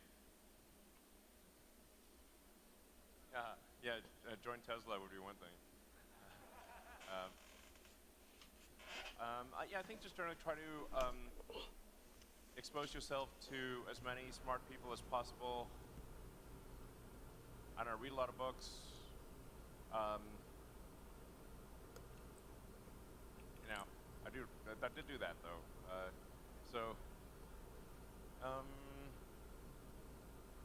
I think there's some merit to just also like not being like necessarily too intense and like enjoying the moment a bit more. I would say to 20 or 20 something me, just stop and smell the roses occasionally would probably be a good idea.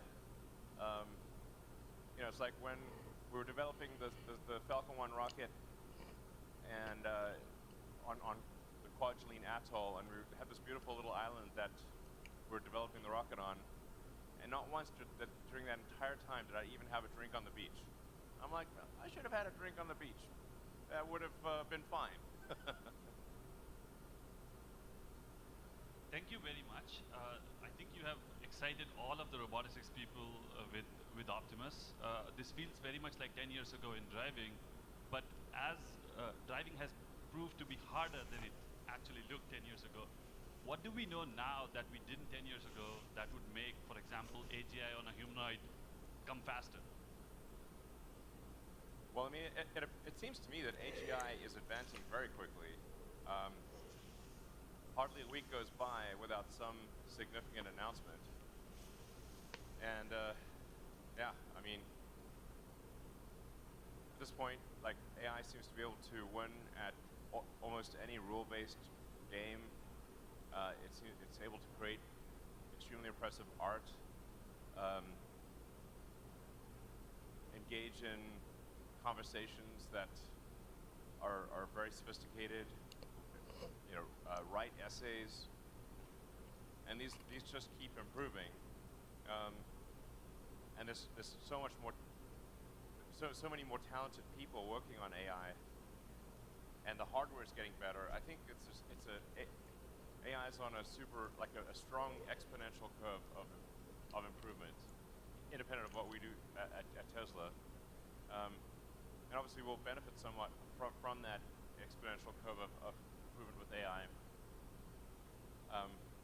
Like Tesla just also happens to be very good at actuators, at motors, motors, gearboxes, controllers, power electronics, batteries, sensors, and really, like I'd say that the biggest difference between the robot on 4 wheels and the robot with arms and legs is getting the actuators right. It's an actuators and sensors problem.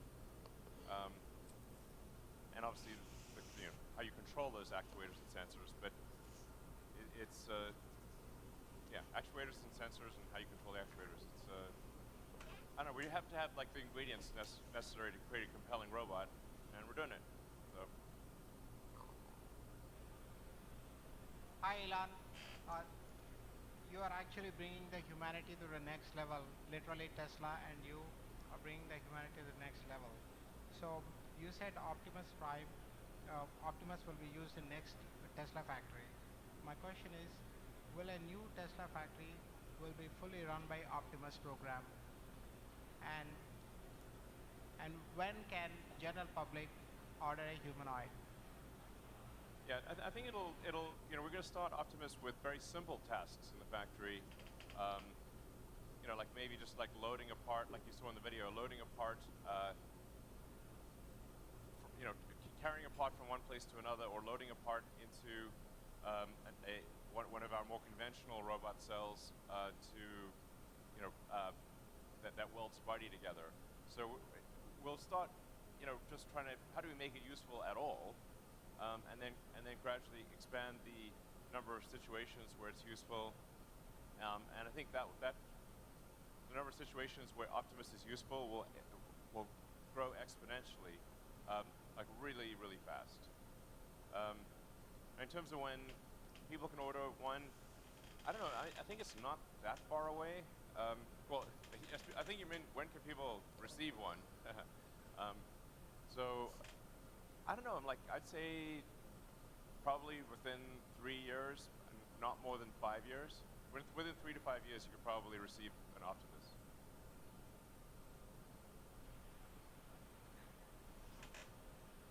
I feel the best way to make the progress for AGI is to involve as many smart people across the world as possible. And given the size and resource of Tesla compared to robot companies, and given the state of humanoid research at the moment, would it make sense for the kind of Tesla to sort of open source some of the simulation hardware parts? I think Tesla can still be the dominant platformer where it can be something like an Android OS or like an iOS stuff for the entire humanoid research. Would that be something that, rather than keeping the Optimus to just Tesla researchers or the factory itself, can open it and let the whole world explore humanoid research? Everybody's leaving.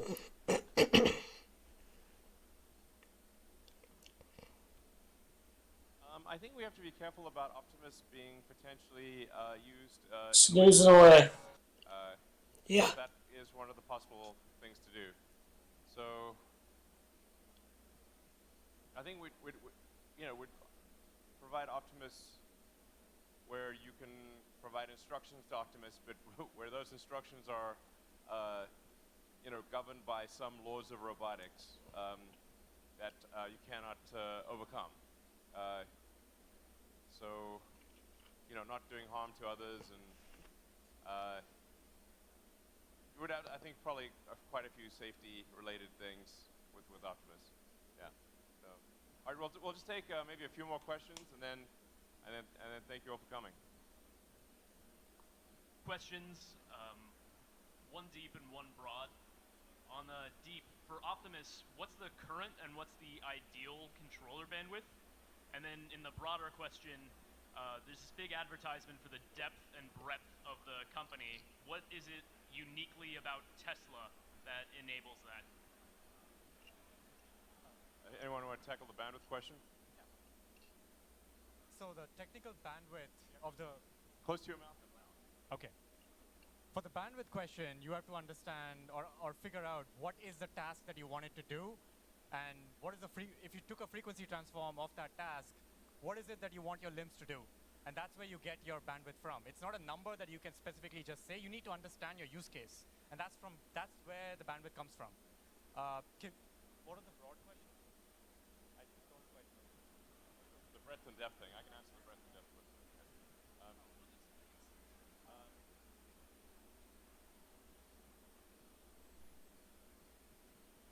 I mean, it's interesting, on the bandwidth question, I think we probably will just end up increasing the bandwidth, or, which translates to the effective dexterity and reaction time of the robot.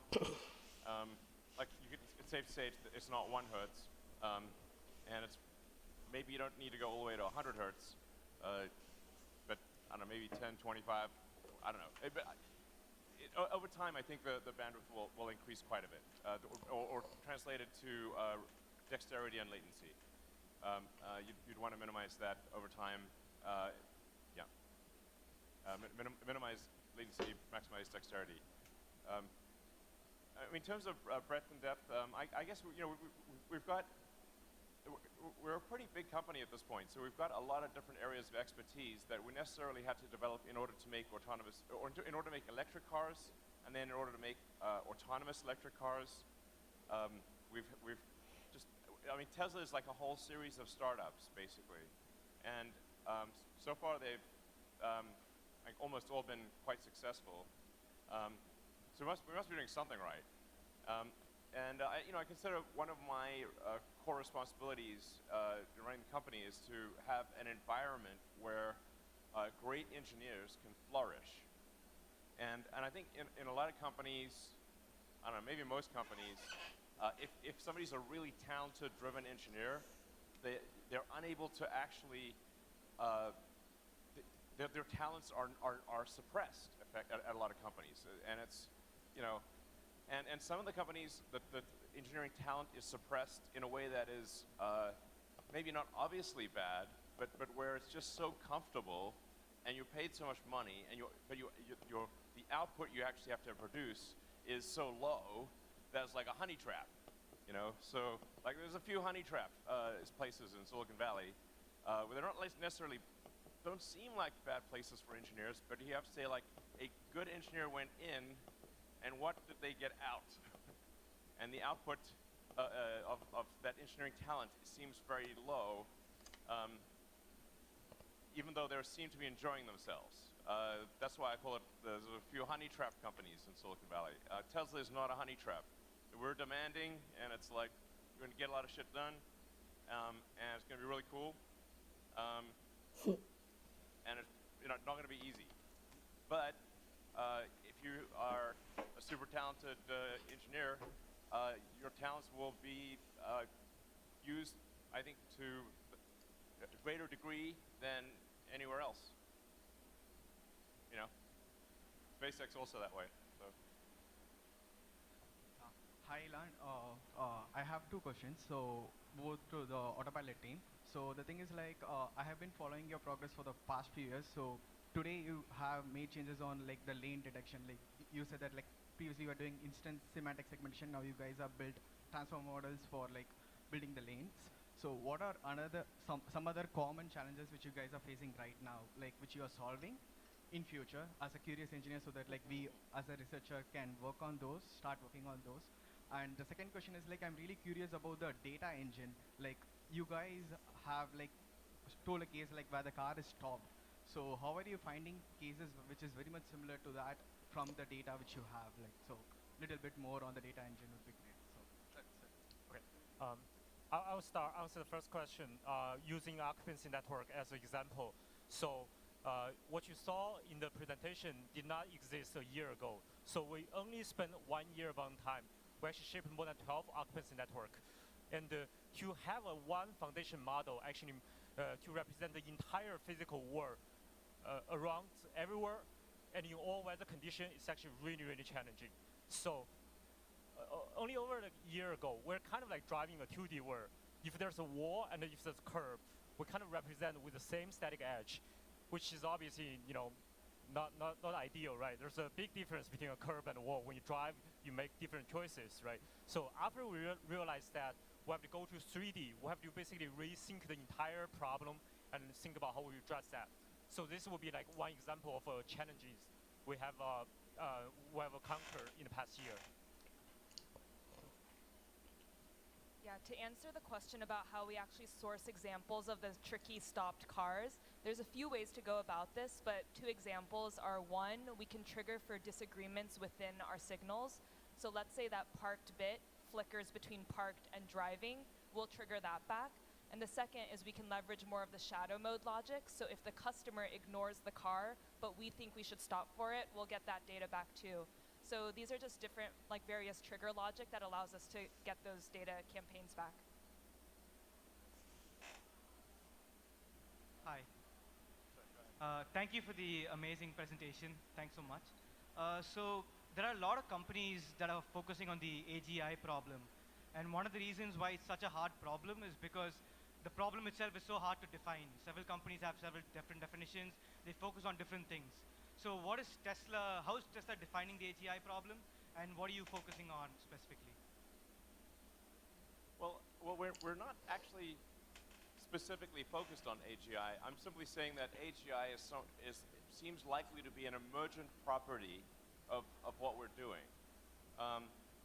Because we're creating all these autonomous cars and autonomous humanoids that are actually with a truly gigantic data stream that's coming in and being processed. It's by far the most amount of real-world data, and data you can't get by just searching the internet, because you have to be out there in the world and interacting with people and interacting with the roads and just, you know, Earth is a big place, and reality is messy and complicated.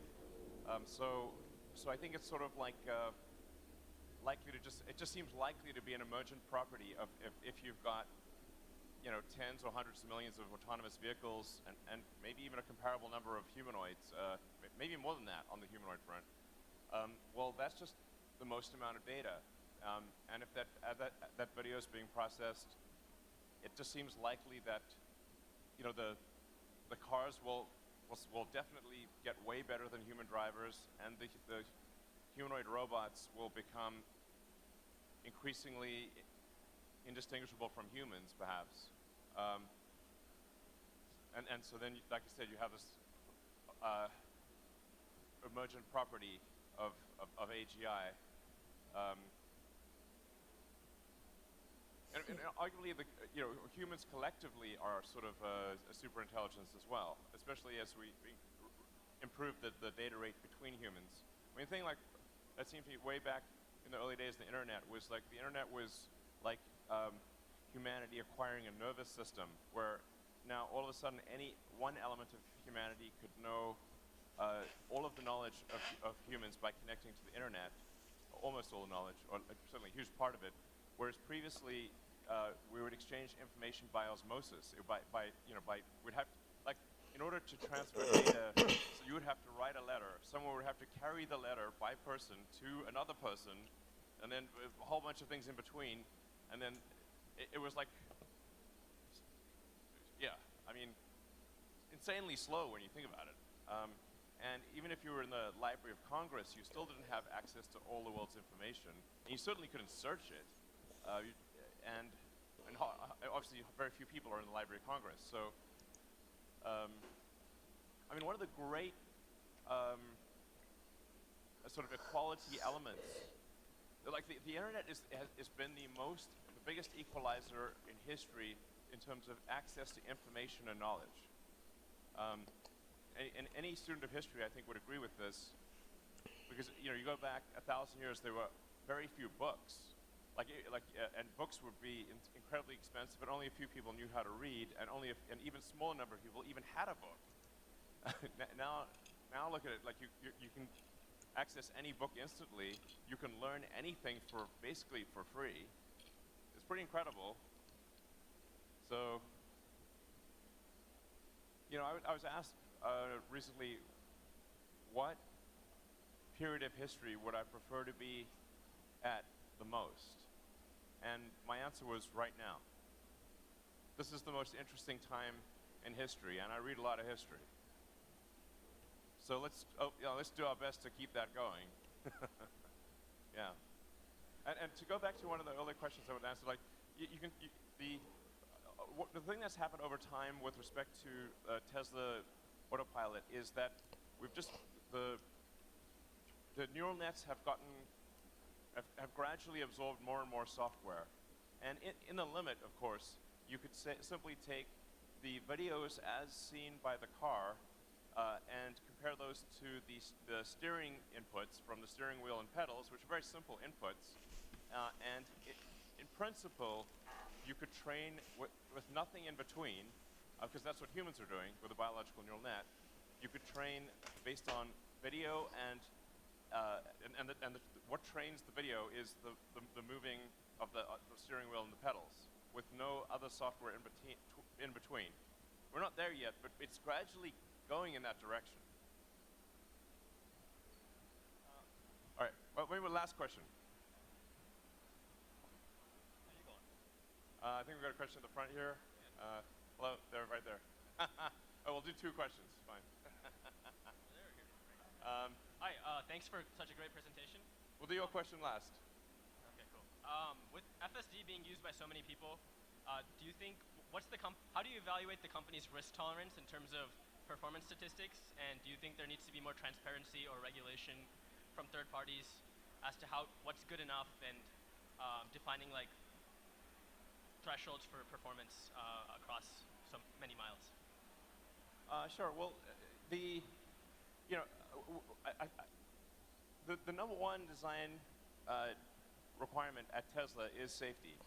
So, and that goes across the board. So, in terms of the mechanical safety of the car, we have the lowest probability of injury of any cars ever tested by the government for just a passive mechanical safety, essentially crash structure and airbags and whatnot.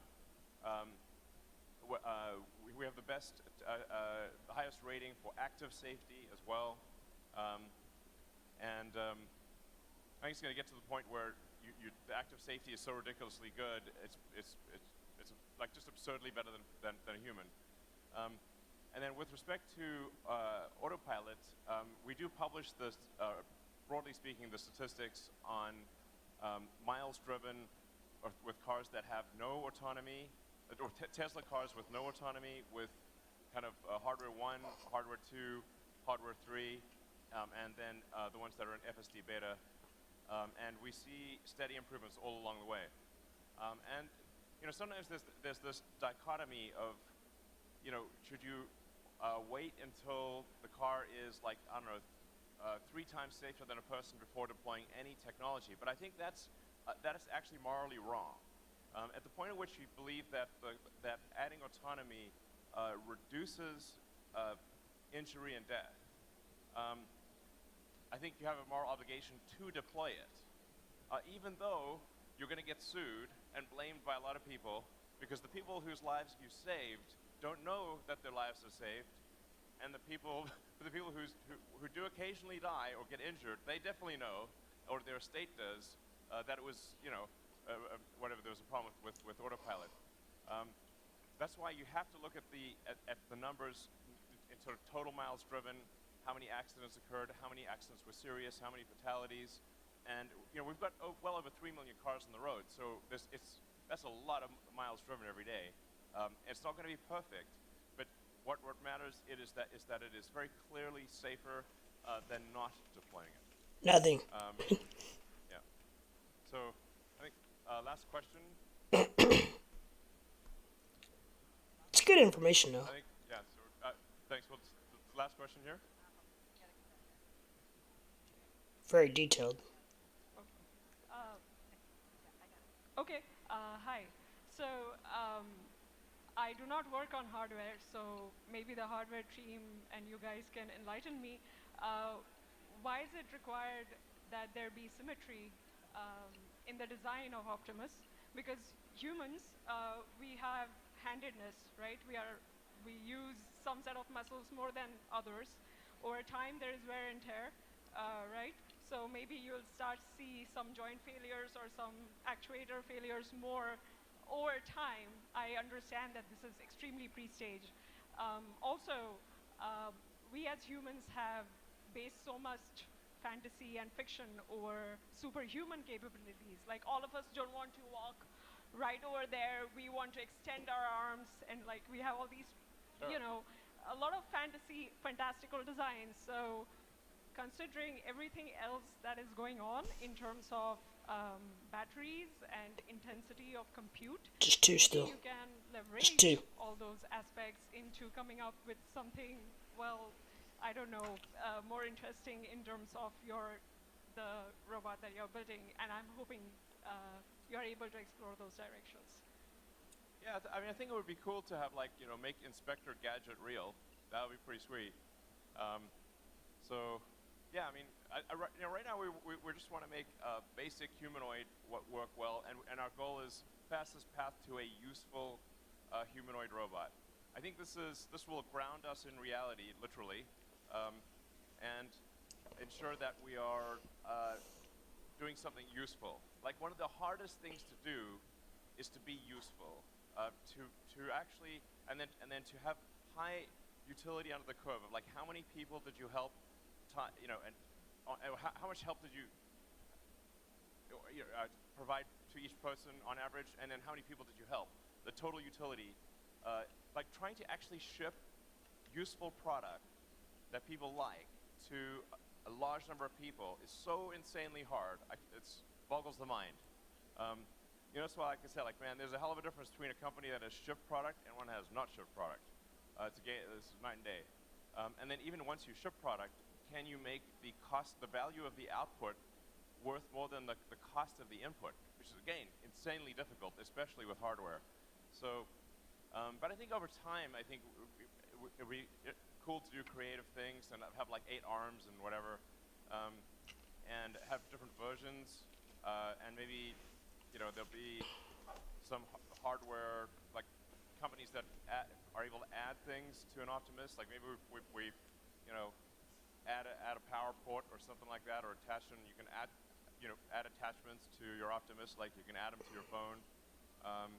There could be a lot of cool things that could be done over time, and there could be maybe an ecosystem of small companies or big companies that make add-ons for Optimus. So, with that, I'd like to thank the team for their hard work. You guys are awesome, and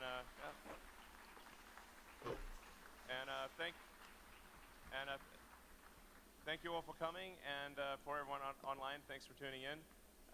And I think this will be one of those great videos where you can, if you can fast forward to the bits that you find most interesting, but we try to give you a tremendous amount of detail, literally, so that you can look at the video at your leisure, and you can focus on the parts that you find interesting and skip the other parts.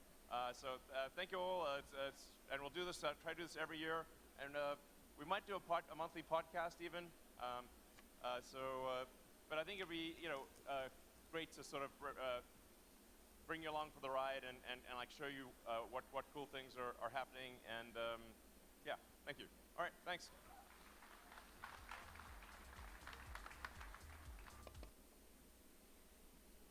Alrighty, so that was the much anticipated AI day from Tesla, and that was a lot longer than I thought it was going to be. I thought it was supposed to be like an hour and a half, but apparently I was wrong.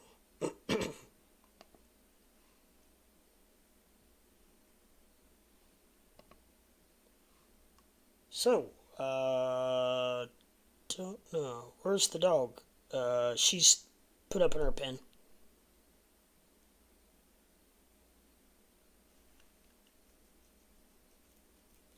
Yeah, I don't know if... I'm not sure. I don't know if Shorty's still in his bot or not.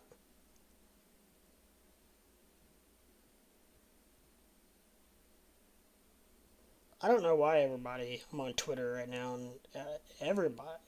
I don't understand where everybody got that Dogecoin was going to go crazy tonight, and that Elon was going to talk about Dogecoin and all this crap. I don't understand the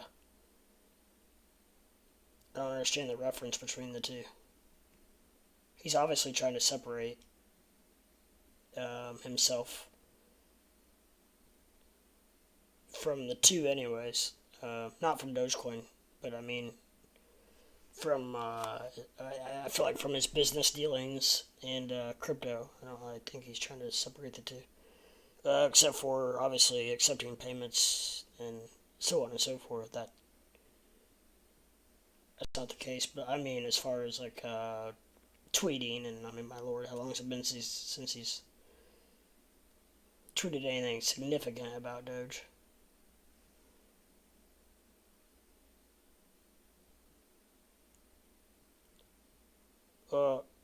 That's what Tame said. What, that he wasn't going to talk about it? Or I thought Tame thought he was. His thumbnail looked like it was.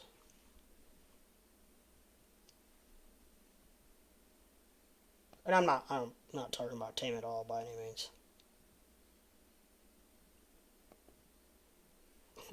While that was all going on, he actually made me a sweet ass. He sent me over at the sweet ass thumbnail. I'll use that tomorrow night.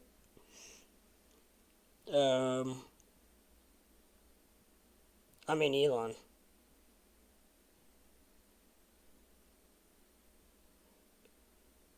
That Elon was going to talk about a dog. Oh yeah. Yeah, I don't know. I'm not. I just don't understand where. It's just. This is just my opinion, but I don't know. I think those days are over with. Just my opinion, though.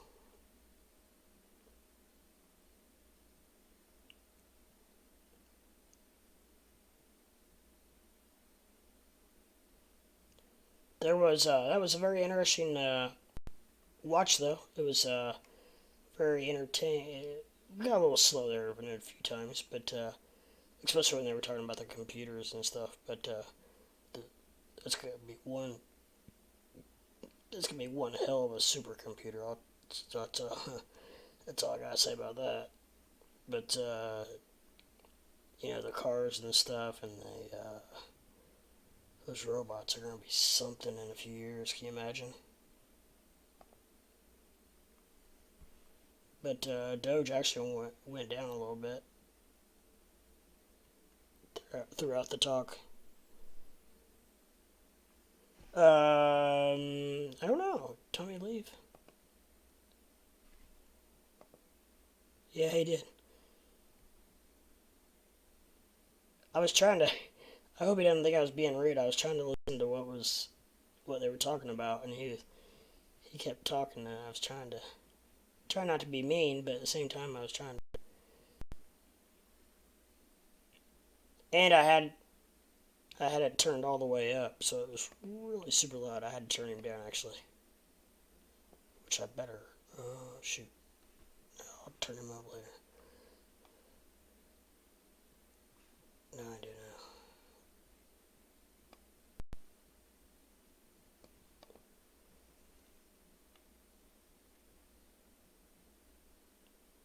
Sure, he would get he would get a robot. Yeah, I know. I guess we lost Tommy too later. It's Amber wasn't feeling well, so she's had a rough week. She had a couple of seizures and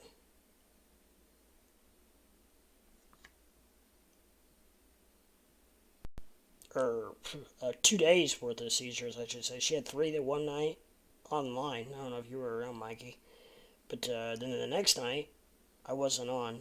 It would have been Wednesday, I believe. She had 2 more, and I don't think she had any yesterday. So she's going to the doctor next week. So hopefully she can. I hope they can get that figured out. That would be miserable. Couldn't even imagine.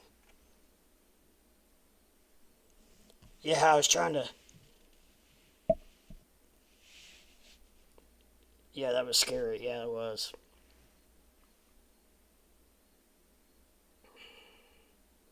And it was one of those deals where I was panicking trying to get it off of YouTube, and I was like, I couldn't.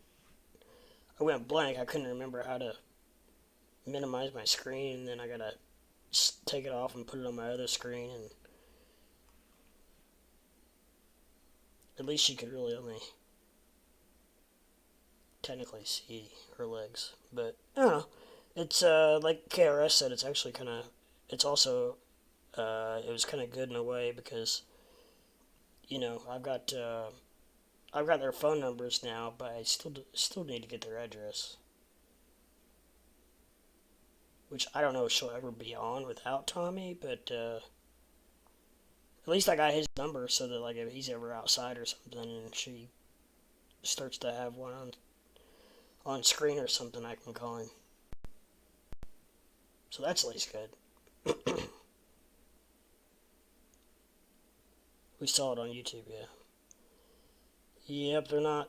There's something scary to watch. I've only seen it in person. I've seen it in person twice.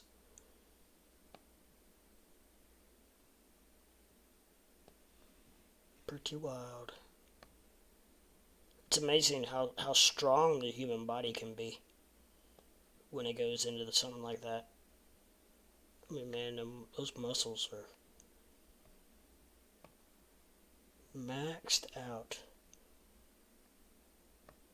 Well, there's not really a whole lot of people in here. I mean, not only is it Friday, which is usually not very good anyways, But I know probably having that video on probably didn't help things any, but I know a few of you wanted to watch it, and I wanted to watch it, and so is Squarefoot sleeping? I don't know. I thought if I had to guess, I bet Squarefoot's out partying. They went out to eat for his birthday, and then I think they were going to cut loose this weekend to celebrate for his birthday, I believe, if I remember correctly. So he's probably cutting loose with the old lady, which is good. He was on the. I was up early this morning for my doctor's appointment, and he was live on Discord doing charting at like I got home about 9:30, from about 9:30 till about noon my time, and then I'm guessing he probably went to work. I don't know. He's been in and out. He's on Discord. Ape was on. I think he's doing a wedding. He said he was working this weekend. Oh, no. He said he was getting ready for that big party, didn't he?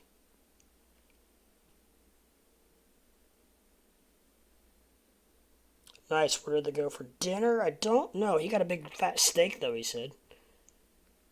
New York Strip, if I do remember correctly. I need to go somewhere good and have a good steak. I haven't had one for a while. I mean, not an Applebee's steak. I mean, like one of those mom and pop places that have killer steaks, or go to the big city of Indianapolis. They got some really good steakhouses up there. St. Elmo's. It's you might have even heard of it. It's very well nationally known.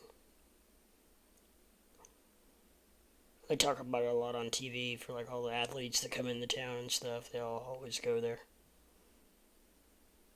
Head to casino for steak. Yeah. One of the famous chefs is opening a restaurant at the Horseshoe, Caesar's Horseshoe, down. It's down by Louisville. It's in Indiana, but across the river from Louisville. It's a guy. What's his name? Guy Ferrara. What's his name? I probably will go when they open it. Guy Ferrari or whatever his name is. Pretty sure that's who it is. I know he's a famous chef. You opening Funky Monkey Steakhouse? No. No, we did the steakhouse thing once. Restaurants in a small town are hard to run. First, it's hard to compete against the chains. Second, help is almost impossible. And the help you do get, they jump from place to place. You know how the grass is always greener on the other side. So you're always training somebody because you're always getting new help. It's just terrible. I wouldn't wish that business on anyone. Is the zoning for a casino? You can open a casino. Be right back. Okay. I wish.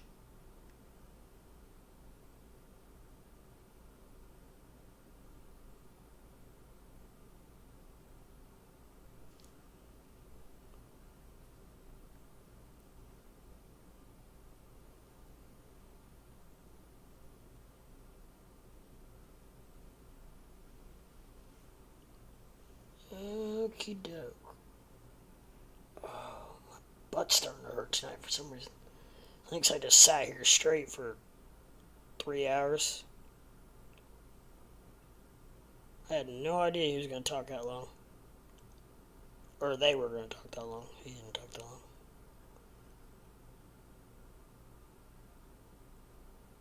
I probably wouldn't. I don't know. I would have probably video or shown parts of it. Like the first part where the robot was pretty cool. And then we got there, they got into the cars part was pretty cool too, but then they started getting into the computer shit, and that was a little monotonous. But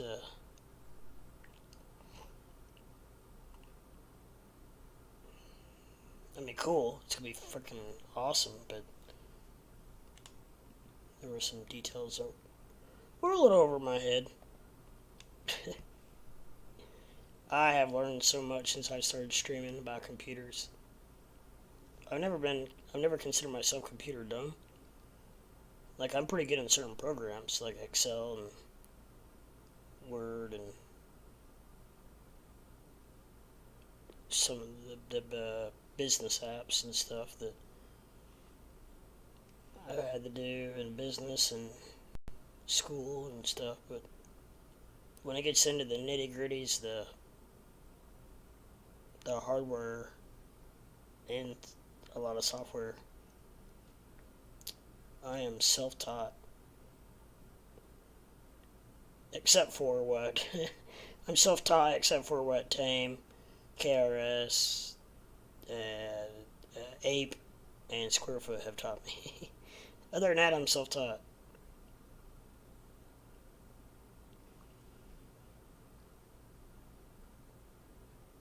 I did self-teach myself all about OBS, which was not easy. And then I hooked up with Tame, and he's like, "Oh no, you need to be on Streamlabs." I'm like, "Oh, great. All right, Mikey." And so I switched over to Streamlabs, which is actually I like it better than OBS. OBS seems like an outdated Streamlabs. Anyways, Streamlabs. Excuse me. Streamlabs was not too bad to pick up because it was a lot like OBS.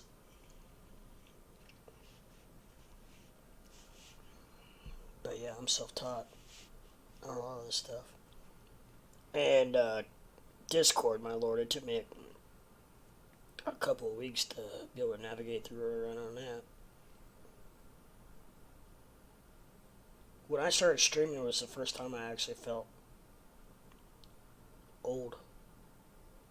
Or older. I've always felt like I was, I'm 44, which isn't, I don't consider that old or older or even really even, but I've always tried to stay consider myself pretty uppity up on the technology front, but man, when I started streaming, I had to do all this. There's a lot more to it than you think. But I'm the type of person where after I do it a couple of times, I'm good to go. It's just the first initial burst. Man, nothing is really moving at all. Dogecoin went down a little bit during that speech. The Dixie, no, it didn't move.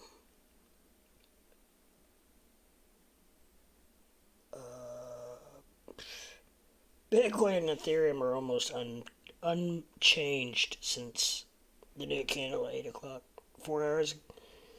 Almost 5 hours ago. That's crazy. Bitcoin's down $17 and Ethereum's up $1. Wow.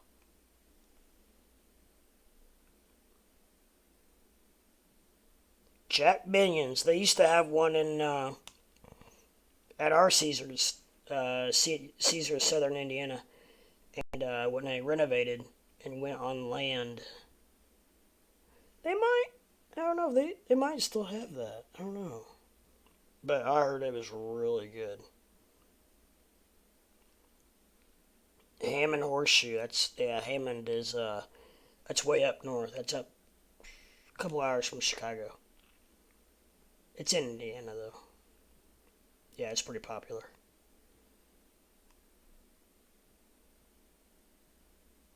Man, no crypto's moving at all.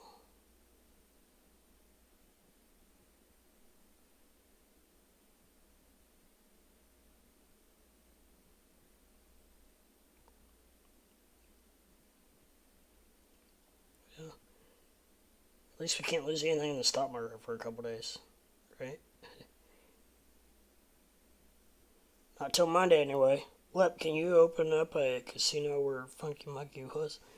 Well, we sold it to the neighbor, so we don't even own that anymore. It wasn't. There wouldn't have been enough room there anyway. I guess it could have been a small casino.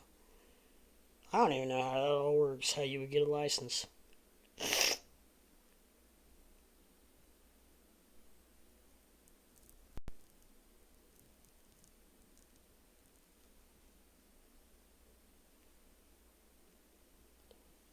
It would just be a poker house.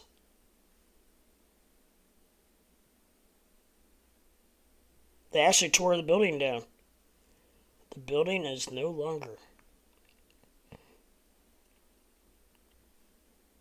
I would love to have a poker house.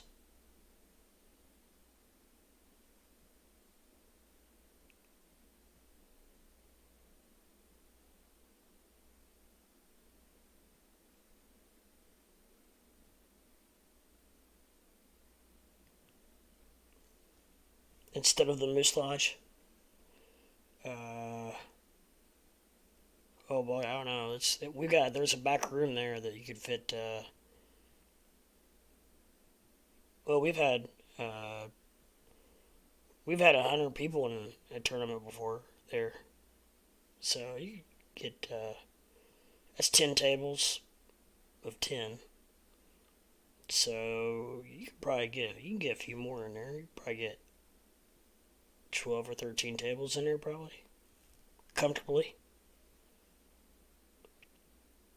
in the back room.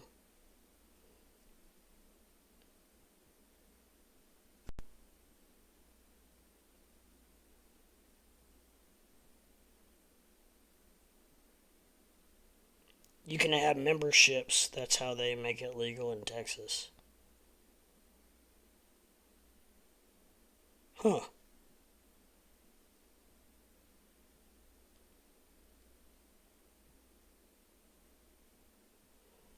I've looked into it before, and I was trying to think that what I found out. I can't remember. I don't think you can do that here.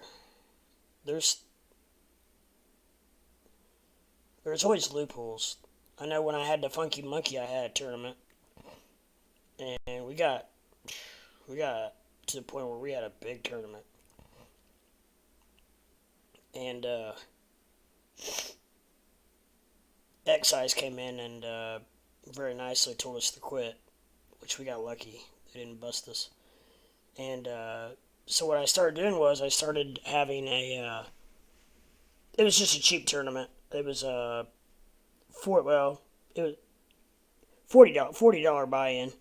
So we had a $40 pizza buffet. And with the purchase of the pizza buffet, you got you a free entry into the poker tournament.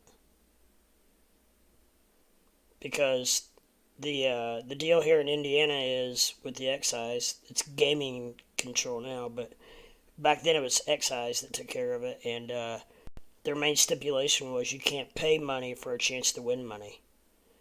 So they were actually paying for the pizza buffet, and the poker was free.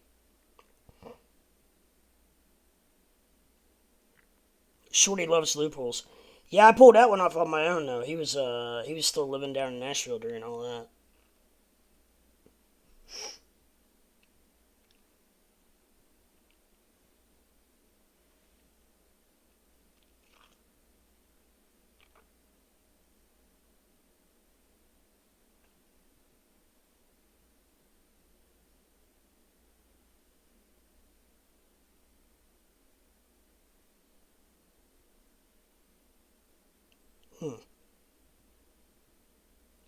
So they have poker houses in Texas?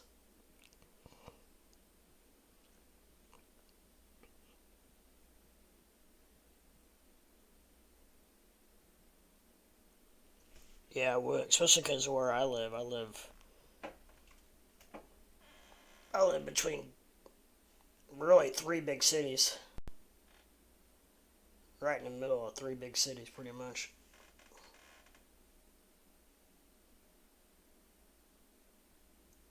Yeah, my friend told me about the ones in Texas. That's awesome. There's all kinds of ways you can do it. You can have, play poker, have let them buy the chips, and then go, which I've heard of this before. You can go down the street and have another like a house or another business set up, and like you give them something to take down to the house to show how much they won. Like I don't know, like Matchbox cars or something, and each one has a certain value or something, and they take it down to the next business and get paid out there. They sell the Matchbox cars to this place. That's just an example. I mean, there's different ways to do it, but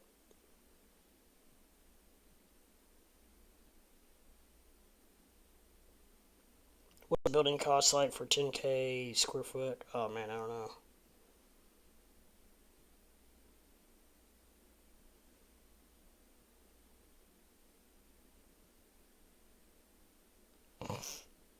Five, 10 tables. Oh yeah.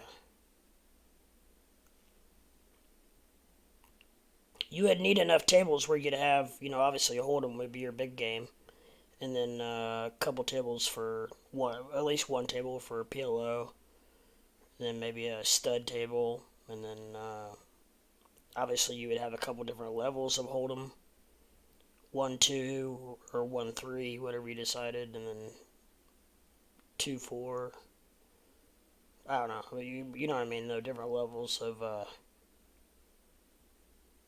play. So yeah, by the time you did that, you would need probably 10 tables.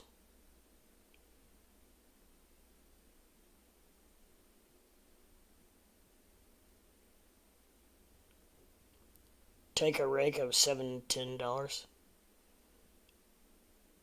Every hand?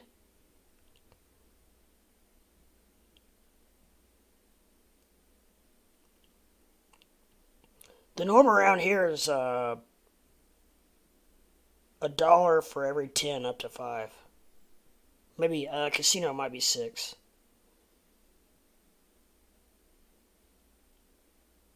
Oh, you mean just up front? You could do that also, and then not take a rake. Yeah, so I know some places do it hourly too.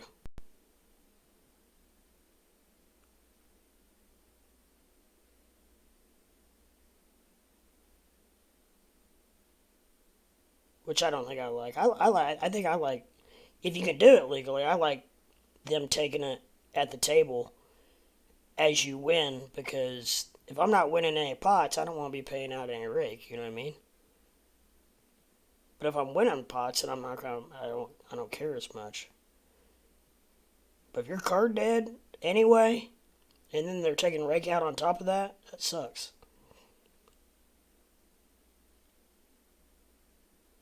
Yeah, I've heard there's all kinds of ways to do it.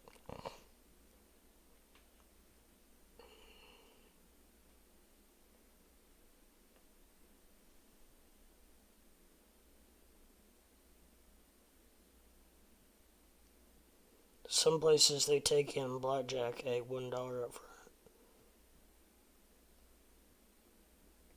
Huh. $1 just to play? What?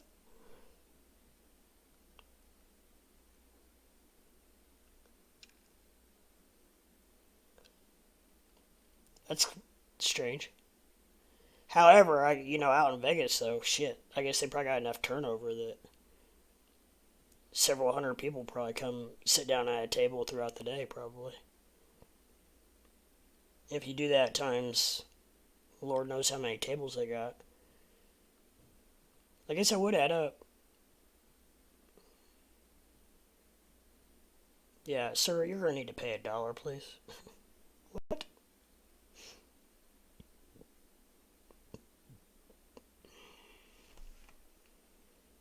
Alright, guys. Well, I think I might head out. I got my boy's in the parade tomorrow, so I'm going to gotta get up and go to the parade and watch him.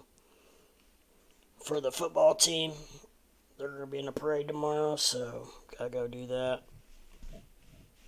Yep. Oktoberfest parade.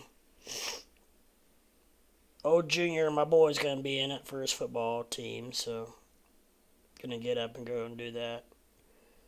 It's supposed to be beautiful tomorrow. Well, 72 and sunny, so it should be alright.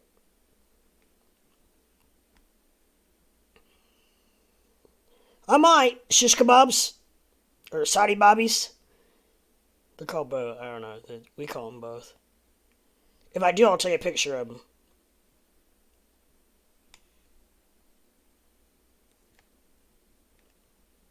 See how busy it is downtown first. I gotta watch the parade first, then it should be after the parade. It should be close to lunchtime. So, but yes, sir. All right. Thanks for everything, Mikey K. I'll be on tomorrow night.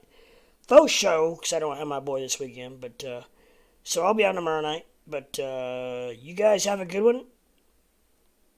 They got a lot of fried stuff. Yes.